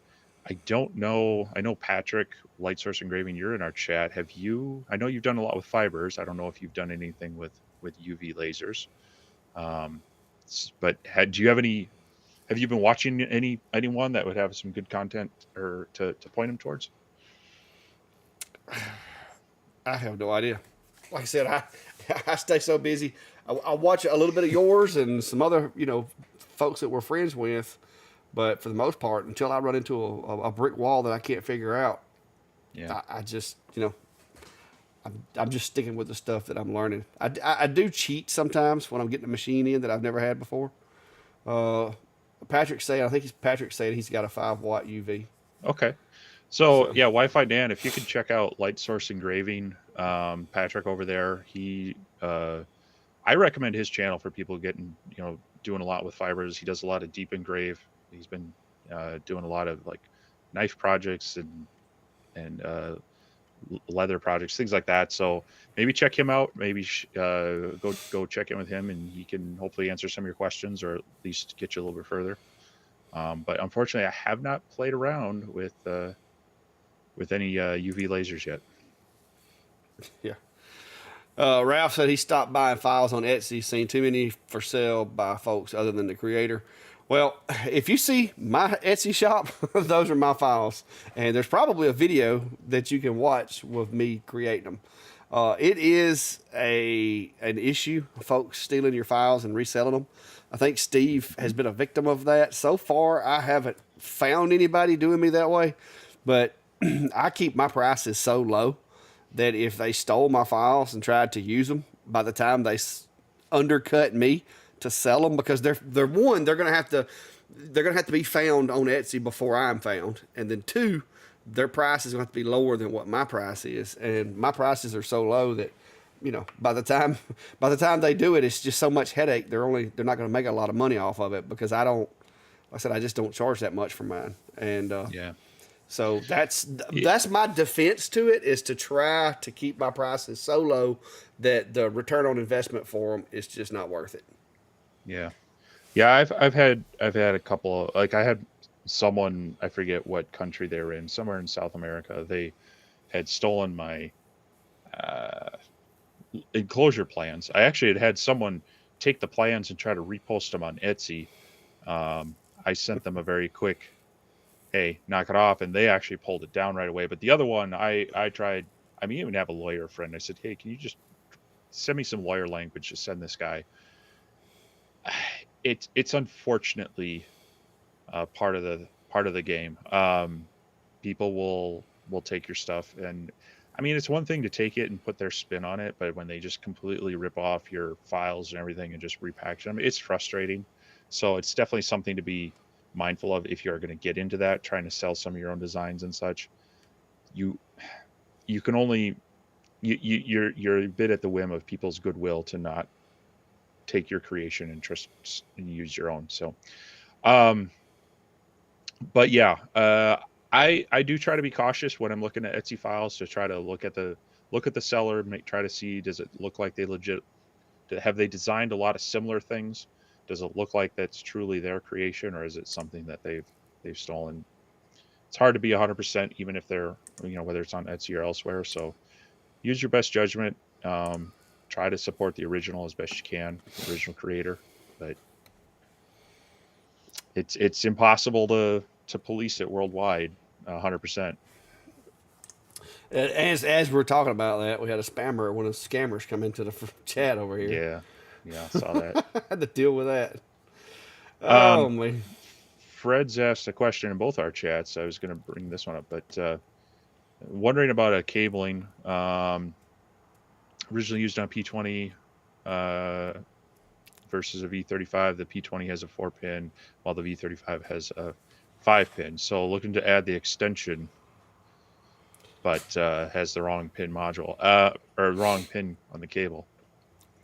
yeah. The when I upgraded mine, they have there's they actually have uh, an adapter or different cable. The newer machines do have the 5 pin, whereas the older modules had the 4. And I don't remember whether it was an adapter or a different cable. I don't recall, but I'm wanting to say it came with two. I'm thinking it came with two different wired harnesses.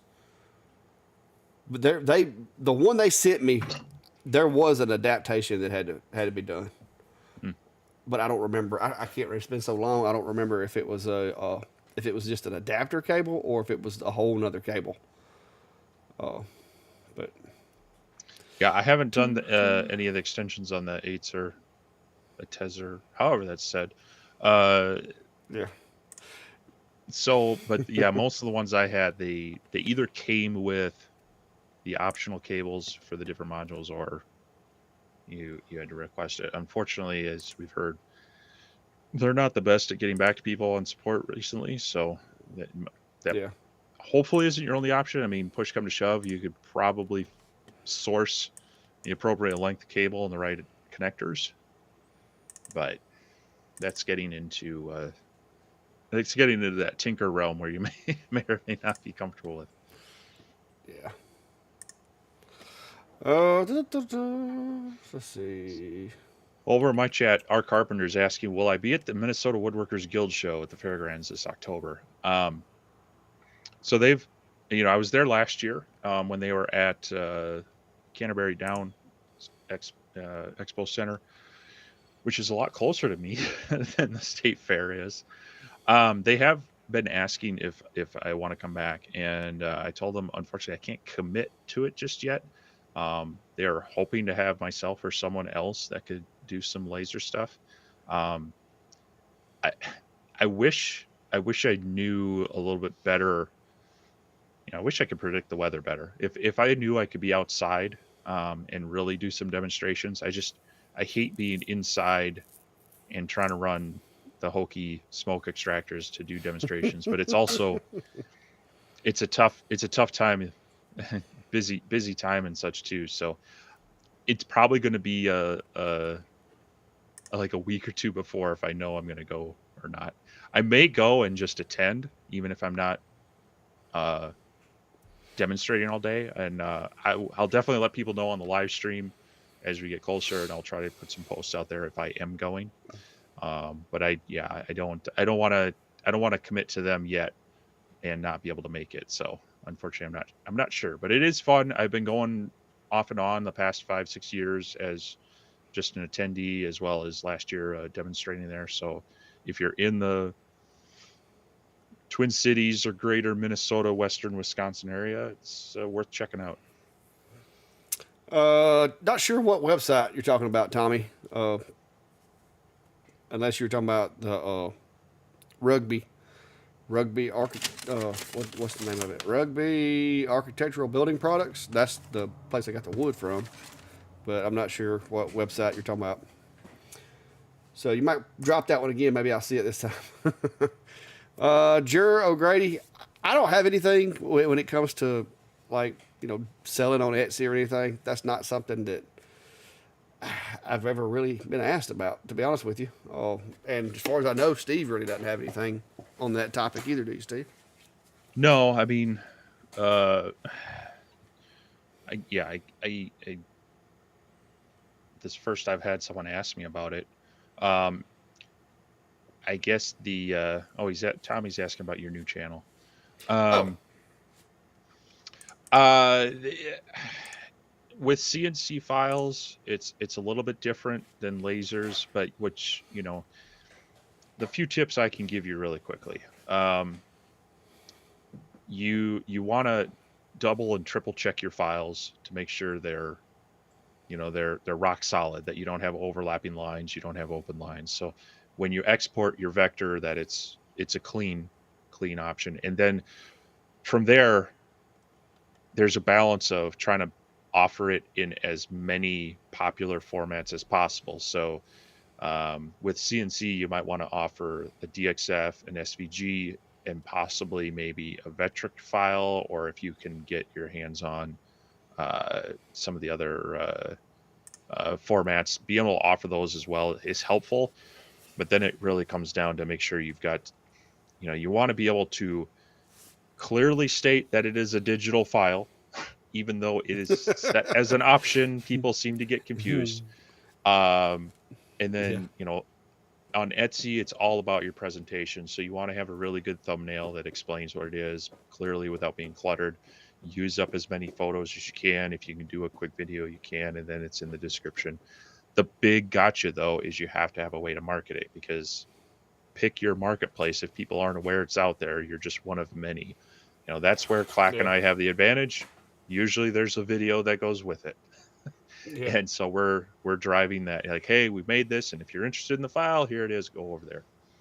I know I personally have some friends who have made some really cool files, and they put it out on Etsy, and it's a month or two and they finally sell one, just because they don't kind of have this megaphone of people watching their content to say, hey, I made this cool thing, go check it out, maybe you want to buy it. Yeah. You still have to do your own marketing with it.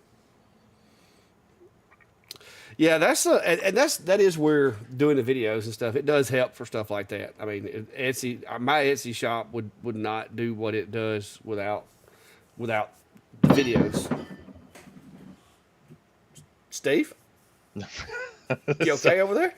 i'm I'm concerned that the aforementioned cat may have just knocked something down upstairs. It sounded like it was metallic in nature. Yeah. Well, the kitchen is just above me.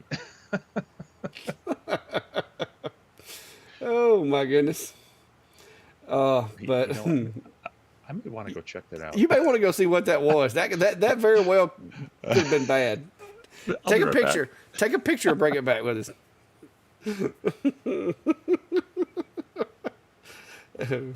Oh, that sounds like a mess. All right, guys. While we're here, I'm gonna try to get caught up on these questions here. Uh, Dana, the machine that I used the Monport 30-watt Mopo over here to do that. The thing about doing handcuffs, unless they're coated, if they're like some type of like powder coated stainless or something like that, you're going to have a fiber to mark them. A lot of them are going to be just straight stainless steel, and then some of the newer ones are going to be like a polymer type material with usually anodized steel of some type. So you're definitely gonna want to be leaning more towards a fiber machine, and you could do it with like the laser pecker or the F1 or something, even with the 2 watt module.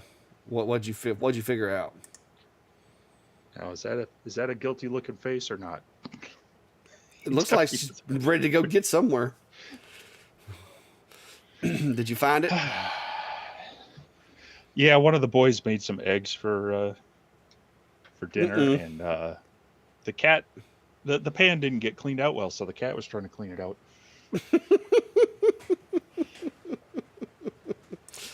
Brian, no, we haven't changed the stream software. They have updated it. The logos and stuff that's on our end where we put those on there.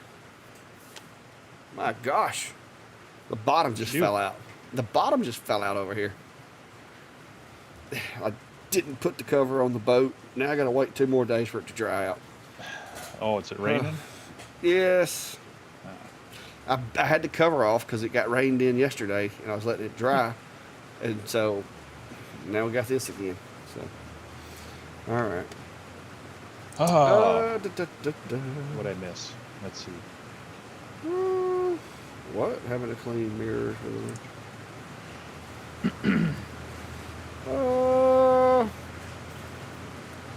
I would say that it's normal, but as long as you can get it cleaned, that's okay. You probably need to if you're having to clean it with a magic eraser, you probably need to run just a little more power on it to try to get that clean. But if you run too much, you're going to frost it. So if you're getting the desired look, even having to use a magic eraser, I would probably just stick with what you got going. Because if you go too hot, then you're going to get the frosted look. So it's a balance. Hello. Woo! Hello. Lightning's trying to get me. Let's see over here. Did you address the one about this one, the air filter, air purifier? This one. No, but I will tell you this. I don't have the X Tool air filter. I do have the laser pecker one. And I will say this. The other day when I was doing acrylic with that air purifier, I think it's pretty much, you have both, I think, Steve. But I think it's pretty much the same design. I was still smelling a little bit of acrylic. So Yeah. I don't think you're ever going to get 100%. Yeah, I mean these units are just Hang too on. small, and so there are 3 stages, and the problem is to really get the smell out. You need a lot of that uh, activated charcoal, but you also need the airflow going through, so that the particulate filter gets clogged up really quick on there, and then you're just pulling a lot of that through, and then eventually it'll actually stop moving much air as that gets clogged up. So you can kind of clean those out a little bit, but I've used the X-Tool one, both the desktop model with the F1 as well as the larger one that they support with the S1, the P2, and the D1 and such. They take the edge down. They work okay at first, but yeah, you're not. Unfortunately, it's just not necessarily going to be enough to really cut the whole smell out. It just doesn't have enough. There's not enough medium there. There's not enough filtering going on for those to work 100%. So it's I tend to use mine when I'm at events, and they'll tell me, yeah, it's okay, you can run them, and it'll help cut it down, but without spending a lot more on the filters, or a bigger unit with bigger filters. Unfortunately, they're they're trying to make something that is affordable, but it's, I don't know. There's a lot of people that are in that window where they bought it and they kind of feel like, well, I feel like I maybe wasted money, and so it Yeah. depends on your expectations. But yeah, if you're trying to keep a complete clean air, definitely you're just gonna want to figure out if you can vent it outside. Yep. Gray, we only allow it under certain criteria based upon training and only for those people who are certified in doing such. The insurance companies frown heavily upon those maneuvers, and therefore we have to be very restrictive. And if the guys aren't certified and there's not a there's a the threat level of allowing the pursuit to continue has to be more than the threat level of executing a maneuver. So you have to. It's a judgment call, and it's one of those judgment calls that you have to be careful with because if 6 months later a room full of people think that you did the wrong thing, you end up getting in trouble, getting sued, or whatever the case may be. So it's I would avoid it. I advise folks to avoid it when possible. We use spikes and stuff, and just stay with them and spike them. Unless it's really dangerous, like if it's if they're trying to kill people with a vehicle, then it's a whole other ball game. But we do avoid that. So is your temperature dropping with that rain? It's 80 in here, 33% humidity. It'll take Oh, a that's minute. low. Yeah, it'll take a minute for it. Oh, it's 81 in here now. I guess it's going the wrong way. But the temperature outside, yeah, it'll drop. But now I'm not stuck in the shop. I have my BFU that I keep over by the door, just for situations like this. I mean, it's not like you'll melt if you get wet, right? No, you get soaked in that right there before you can make it to the house. And I can't run. I got this whole pulled uh, gluteus maximus or whatever you want to call it right here. This whole hammy. I'm talking about the inside of my leg was solid black and like black and yellow and purple, where that muscle pulled so hard. So there's not any running on my end today. So I have a question over here from Lori. Do either of us know anything about the Tyvok S1 60-watt laser and CNC combo machine that is being developed? And I'm familiar with Tyvok. I haven't looked. I haven't had my hands on any of their equipment, so I can't speak to that. But they seem to be coming out with a number of different things. And so, I mean, it's good when you're seeing kind of maybe a little more unique. It's not just a knockoff or rebranded type thing. But I can't speak to the company from any firsthand experience. My issue with combo machines, especially laser and CNC, is they tend to do maybe one well and the other one okay, or neither one as good as standalone machines. So the question I have to ask is,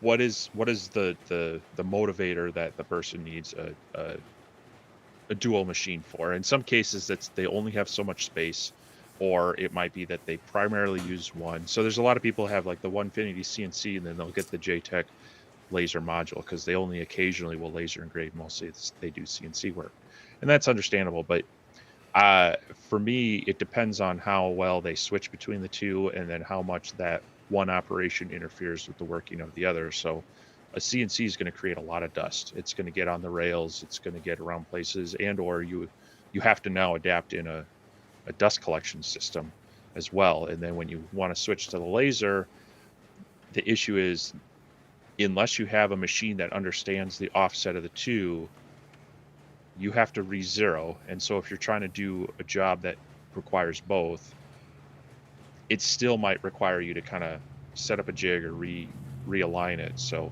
if you have the space for two different machines, I'd rather be able to run both simultaneously and have a laser that does lasering very well and a CNC that does CNC very well. That's just my take on multi machines.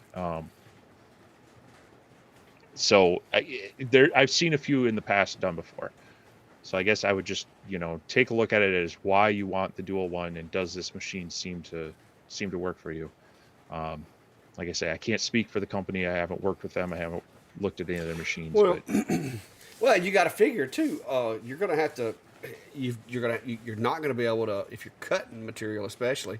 You're not gonna be able to do that over the top of a bunch of MDF. So you're gonna have to put down some type of protective layer, and then a honeycomb. Now you got to come up with some air assist for this machine if you really want it to cut like it's supposed to.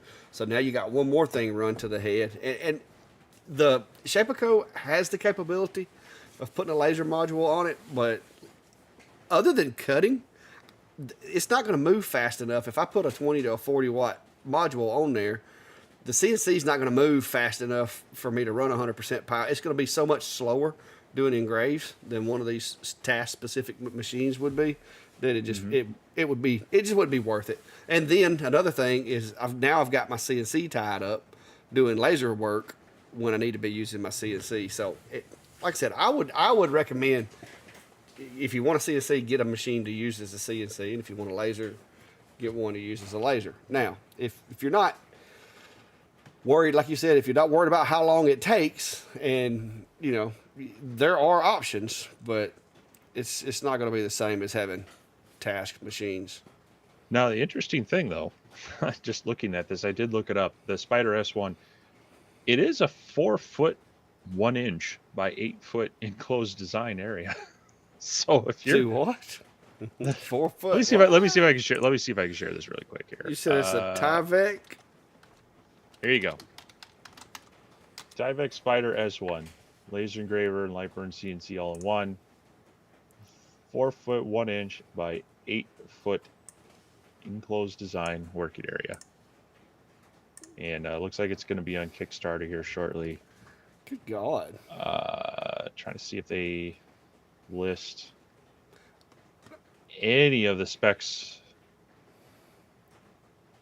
I'm not seeing. Okay, 60 watt laser, but I'm trying to find what the spindle, because some of these tend to have like that lighter weight spindle on them. It's got an ultra lightweight integrated panel for the honeycomb.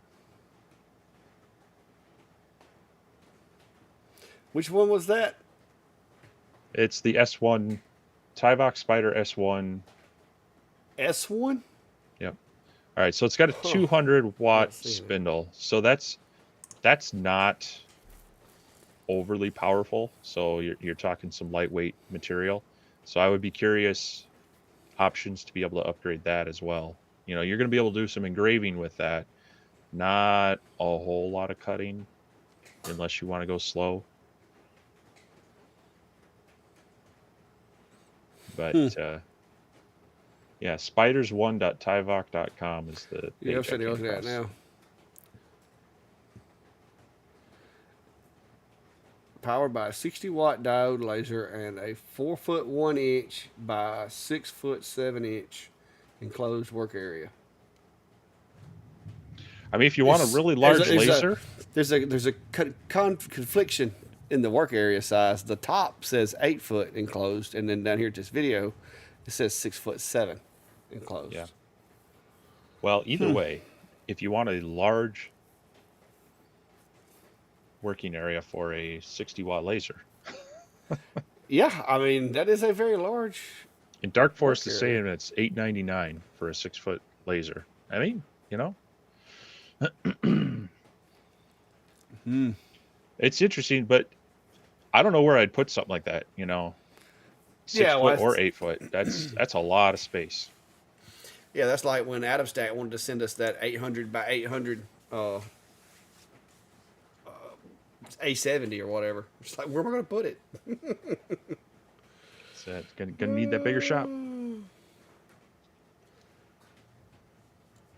No, Dark Forest. I haven't ever tried one of the Tyveks. They have emailed me about a couple of their machines, but I've never tried one of them out. You had but I think the one that they wanted me to try out was the one that was supposedly like infinite, like you just lay like railroad tracks or whatever. The crawling. You had that Swore War one or whatever. Yeah, that. I still got it. It just I ain't using it for nothing. Yeah. But I've still got it. It's in storage. I thought maybe I might, one day want to like engrave some stuff on the floor or something. I could use it, but Engraving the basketball gym. Nope. Yeah. Here's this is not Oh. the same cat. This is Pippa and his brother. Perimeter alert. Driveway. Hmm. So let's see. MS been on the edge about purchasing Lightburn. What are your thoughts on using Lightburn versus XCS? I've always used Adobe Illustrator, Photoshop, Perimeter alert. Delivery box. and now that I have a laser, dot dot dot. So as I mentioned earlier, Lightburn was developed with people moving from Illustrator in mind. So a lot of the tools are similar. Um, I think if you had asked us a year ago our thoughts between XCS and Lightburn, it would have been a resounding definitely Lightburn. Um, XCS Xtools continued to improve their software, so they've gotten a lot better. They've even added some things, like curve adjustments, things like that are sneaking in there as well. So it's definitely getting a lot better, and you can do a lot with it. If you're used to the design software, though, you may appreciate Lightburn better than XCS. The caveat is if you're using XCS, it means you're using an Xtool product, and depending on which product you're using, you may lose some functionality because of some proprietary stuff they're using. So there are some people who will do some design work in Lightburn but then import it in XCS to get those features back. Yeah, I mean, I've done it too. Guilty. The nice thing about Lightburn, you can download the full featured program, run it for a month before paying them a penny, really find out if you like it or not. The other thing is, if you ever want to get away from Xtool, like you find you need a 6-foot long laser from Tyvek, well, if you learn Lightburn and you start using it now, you'll be able to transition to that with you basically just set up a new device and move to that. So, um, not everybody gets it though. Some people find Lightburn's really confusing. The thing I would say though is if you're coming from a background with Creative Suites, Adobe Illustrator and such, you're going to have probably an easier time in Lightburn. And there are still a lot of tools in Lightburn that you're not going to find quite replicated in XCS. So I hate to tell someone that they need it coming from that world and knowing that certain features might not work very well in their laser, just strictly using Lightburn. But that's the nice thing about XCS. It's free. You can use it. You can always switch back to it. And Lightburn's not terribly expensive. You spend $60, you get a year of updates. After that, it's yours to use on that version. You want to update it, $30 gets you another year of updates, but you don't have to pay another penny after that. So I don't want to tell people they have to use Lightburn, but it's worth trying out their month-long trial. See what you think of it. Yeah. Watch a few videos. And go.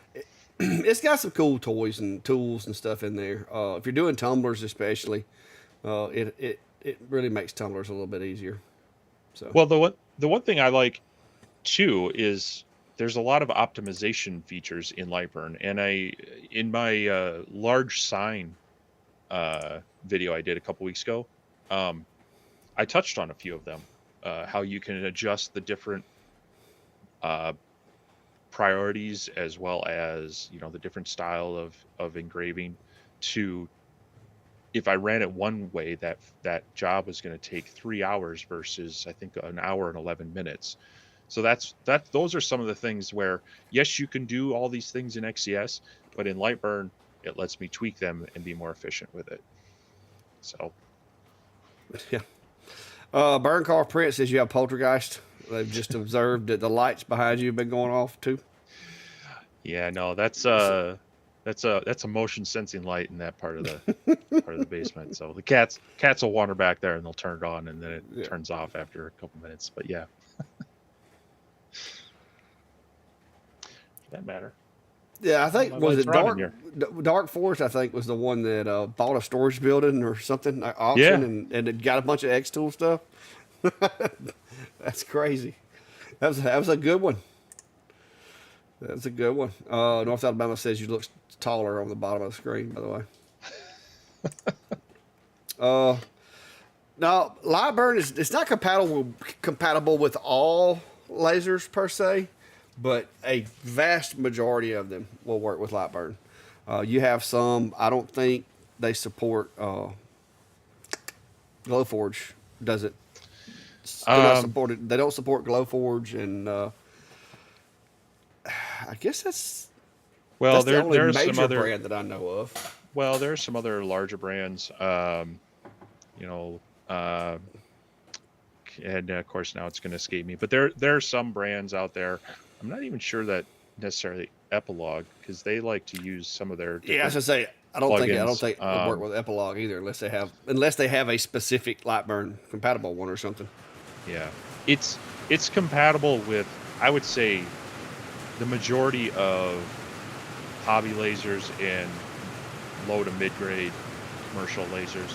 You get into some of those higher end ones, and they're going to have their specific software. So, Yeah. but it's one of the more popular ones across the mid range of to lower end lasers. So. Yeah, and like Ralph says, if you've got most of the machines are going to require the GRBL license when you go to get it. So if you're, the S1, the all the atom stacks and all that, but they actually have three different licenses. The Galvo license is for just for fibers, but the GRBL license is going to be what you're going to need for most of the machines. Ooh. Oh. Yeah, so It's getting late. it's G code is the actual type of license they sell for the GRBL ones. Oh, yeah, that's right. They call it And so yeah, that's the baseline. The nice thing about it is if you end up then rolling into the DSP/Ruida one, you can pay the difference at that time. You add that on, and then the same thing with if you get a Galvo laser and it's like the EasyCAD 2, you can add that to your license. So for most of the diode, the GRBL based ones, you just need that G code version. It's the cheapest version, and then as you grow, you can add to it, and you can install it up to 3 devices at one time and run it. So. Yep. Yeah, V, that is rain. That is some pretty heavy downpours. I don't know if it's from that storm or what, but Someone just let the garden hose on. A little sprinkler hitting your tin roof. oh no. No, that was some of that weather that comes out of the west. Most of the rain we get comes kind of from the southwest of us. Like if it goes through Biloxi, Mississippi, or over around New Orleans, a lot of times they'll come right through here. So we get a lot of our weather comes from the west and or Canada. Yeah. But it is actually 2 hours and 3 minutes since we started this live. And I don't want to keep everybody. And I'm starting to get a little tired. So if you hadn't already, we do have the map that we'd like for everybody to sign up and put your pin on the map. It should be a link to it in the description, as well as the laser engraving community Facebook page that we have. We try to share information and just like I don't forget who it was now that said he won the all the X tools in the storage container, but that was a pretty good thing. So if you haven't joined the Facebook group, go join that, because it's a valuable resource for us. Like you can actually post pictures or videos or whatever in there if you're having trouble or if your machine's doing something weird and you just want a quick little a quick little answer. You can put that in the group, and whether it's me, Steve, Brian, or some of these other guys, there's a lot of knowledge in the group. Not just me and Steve. Like I said, we're just the two that get on here and talk to cameras. But there's a lot of knowledge and a wealth of information in that group, in the users themselves, not just the two of us. So you may have a problem that, if you have to call support, it may take you 2 or 3 days, but you can just drop a picture or a video in there and say, hey, my machine's doing this, any suggestions? And more than likely you'll get the correct answer. or either they'll just tell you you might want to call support on that one. So it's a valuable tool and resource. A lot of the guys in here, like I said, contribute to it, and me and Steve try to come through and check the comments and stuff periodically as well. So Yeah, Ralph, to clarify on that, it is 3 computers, 3 PCs max. yes, They currently have been supporting Linux, but it sounds like they're dropping that, unfortunately. So you can install the software on 3 different computers, but you can control many, many, many devices. If I was on my shop computer, I would show you the list of lasers I've got connected to that, and it's it's not laser machines; it's the software being installed and active on 3 different computers. well, currently I'm running. I got 1, 2, 3, 4, 5, 6, 7 different machine profiles That's on nothing. my. Oh no! Well, see, I remove them. I back them up and I remove know. them. Yeah. Because I only keep the ones that I use regularly on here, because I have a lot of machines. Just like you understand how that is. But these are all different machines that I can run from Lightburn, and I can even open an instance with each machine. So like I could have 8 windows open as long as I have 8 lasers and have them all running off of this one computer. So that's what's pretty cool about it as well. The most machines I think I've actually ran at one time was like 6 Yeah. in Lightburn. MS, the Facebook group there should be a link in each of our channels here on YouTube. It's Laser Engraver Community, I'll try to grab it right quick too. and that's we do ask you to answer just a few questions on there, and then we approve that. We've got a couple other people helping to approve those as well, and so you can do that. And sorry, folks, there's a few chats in my side that we'll have to look and see why it wasn't pulling those over. But Dwayne was asking, looking for a small fiber laser for shows. What do you think about the Laser Pecker 5? Both of us have videos on. I've got a couple on the Laser Pecker 5. Clack just dropped his, I believe, yesterday.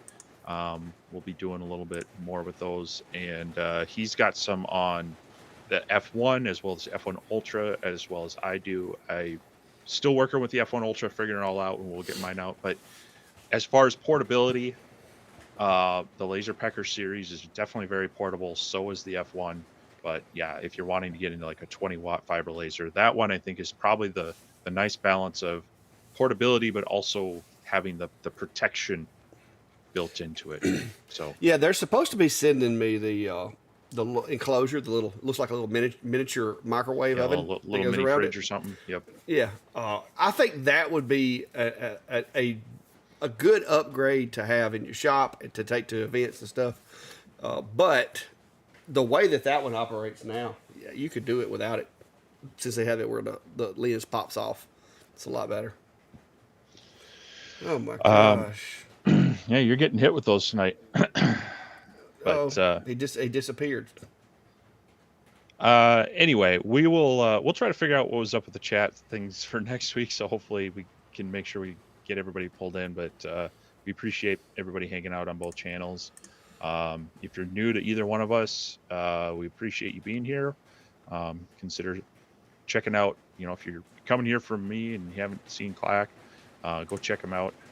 And he's got a lot of, like we said earlier, we've got a lot of similar but different ways of looking at things. So it's nice to get both viewpoints and such. So, yeah, we will be rolling into episode 90 next week, and Clack will be able to finally do the math on the countdown with only 10 to go after that. Yeah, I can't get that comment off of the screen, so wonder if I turn that off and then back on, if that'll fix it. But Perhaps. Nope, still there. It blocked him on. Yeah. I think, my gosh, man, there's 2 or 3 of them. They You're are just hitting getting it. too popular, man. They are hitting it like Yep. crazy over there. Of course you Oh. don't. Now that I'm thinking about it, I haven't been watching my Facebook chat. And it hasn't been coming into the stream. You probably got them too. Luckily mine are getting caught. Yeah. Lance is asking, so LP4 or F1, which is your event machine of choice? Between the LP4 and the F1, I have to give that one to the F1. And only because of that cone on the LP4. That is the only reason that those two machines aren't tied.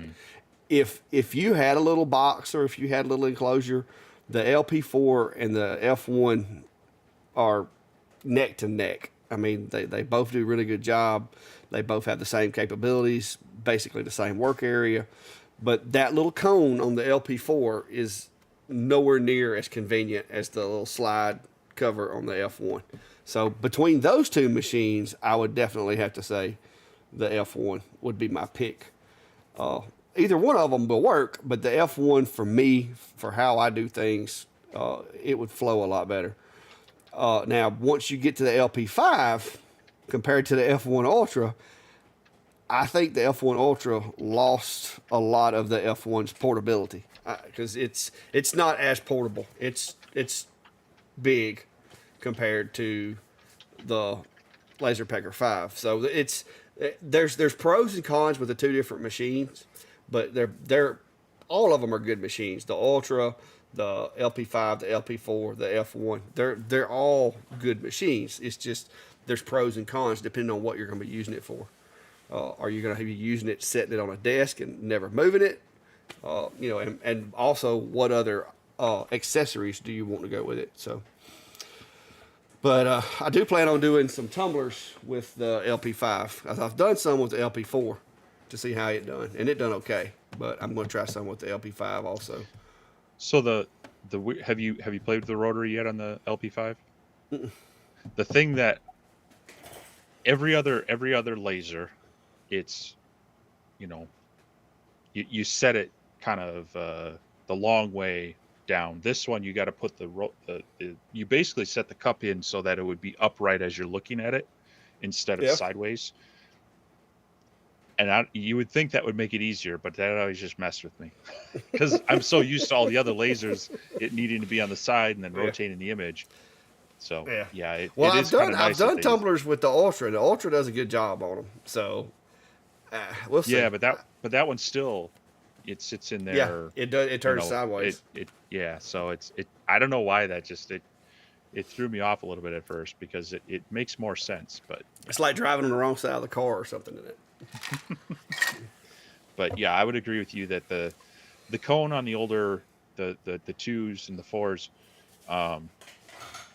they made some good improvements on the 5, which make it better. But that F1 with that sliding shroud is really nice for events because it as long as it fits in there 100%, it really adds that protection layer. So.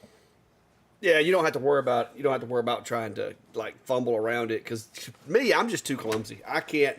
That cone. Everybody else told me on the LP4 you can set it to where when you hit the button it moves up 20 millimeters. When you hit it, it goes back down. But that's a whole lot of steps that I'm going to screw up somewhere when I'm out there at an event trying to do stuff in a hurry.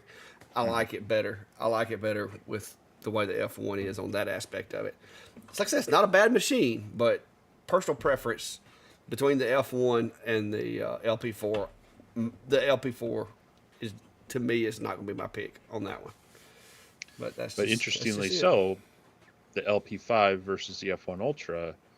I would if I had to take it to events, I would take the LP5. Yeah, I was going to say because for portability. It's more portable. I mean, look. Yeah. Well, can you see? Yeah, you can see it. Hang on. Echo, turn on the backlight. Okay. Like.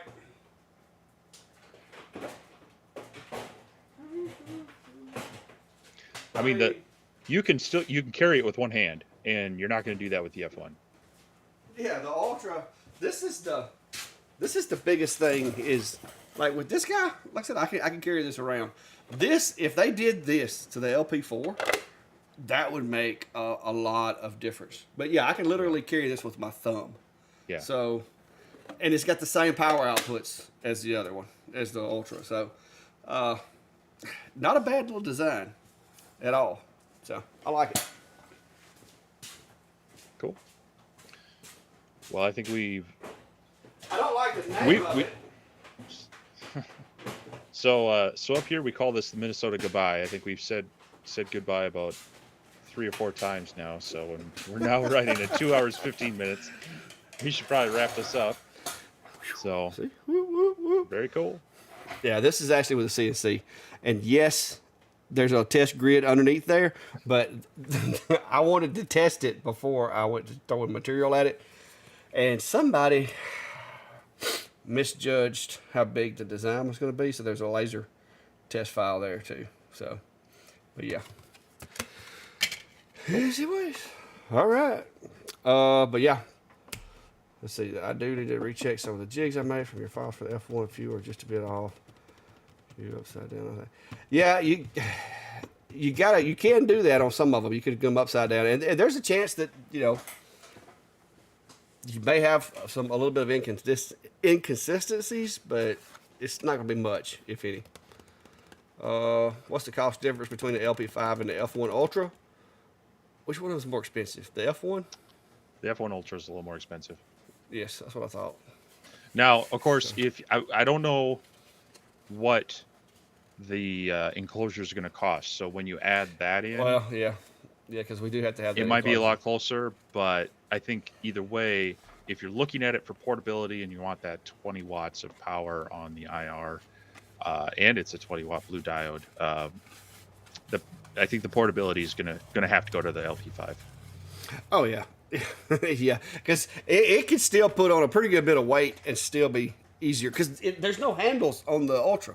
Like there's no handles to grab. You have to like bear hug it. So that makes it even harder. So Grady's asking what's this material? It's some type of ABS. I got it on Amazon. It's the ABS, but it's like black over white. I got it to try to use the lasers on it, but the lasers don't like it. Neither does the CO2s. Like nothing likes it. So I thought, well, this would actually be a pretty good medium to use for the CNCs. And so that's what I've been playing around with. And it does it turns out really nice, but you have to have a very flat work area to get it consistent. So, but anyway, who is texting me? It's my wife standing by. Oh, never mind. All right. Well, it's something about the dog and my an animal and my daughter, and I don't want to know after animals have been wreaking havoc at your house tonight. So we'll go see what that's about. All right. I'm pretty sure it probably got something to do with my female shepherd because her and my daughter have gotten really acquainted lately. So. Well, again, everyone's hopefully next week we'll have the figure out what was going on with the chat messages. So I'm sorry if people were over on my channel and I didn't catch your comments. I tried to keep an eye on that, but we'll hopefully get that worked out for next week. But appreciate everyone being here and supporting us and enjoying or joining in on the chat. That's what really makes these fun, is this direct back and forth, even though it makes us stay late. So yeah, I appreciate it. We will see you all online in the Facebook groups. Otherwise, we'll hopefully have some content coming out, and we'll be back here next Sunday, and I'll let you wrap it up. Yeah, if I can keep from breaking anything else. I don't know if y'all are aware, but like last week, I slipped at the boat launch and pulled. I didn't know you could, but I pulled my upper part of my thigh, like to the point where it popped. Like I heard an audible pop from my thigh, and the whole thing's like black and blue. But it's starting to get a little better. So hopefully I can keep from hurting myself, because it's kind of hard to stay motivated to be out here working when you're hurting.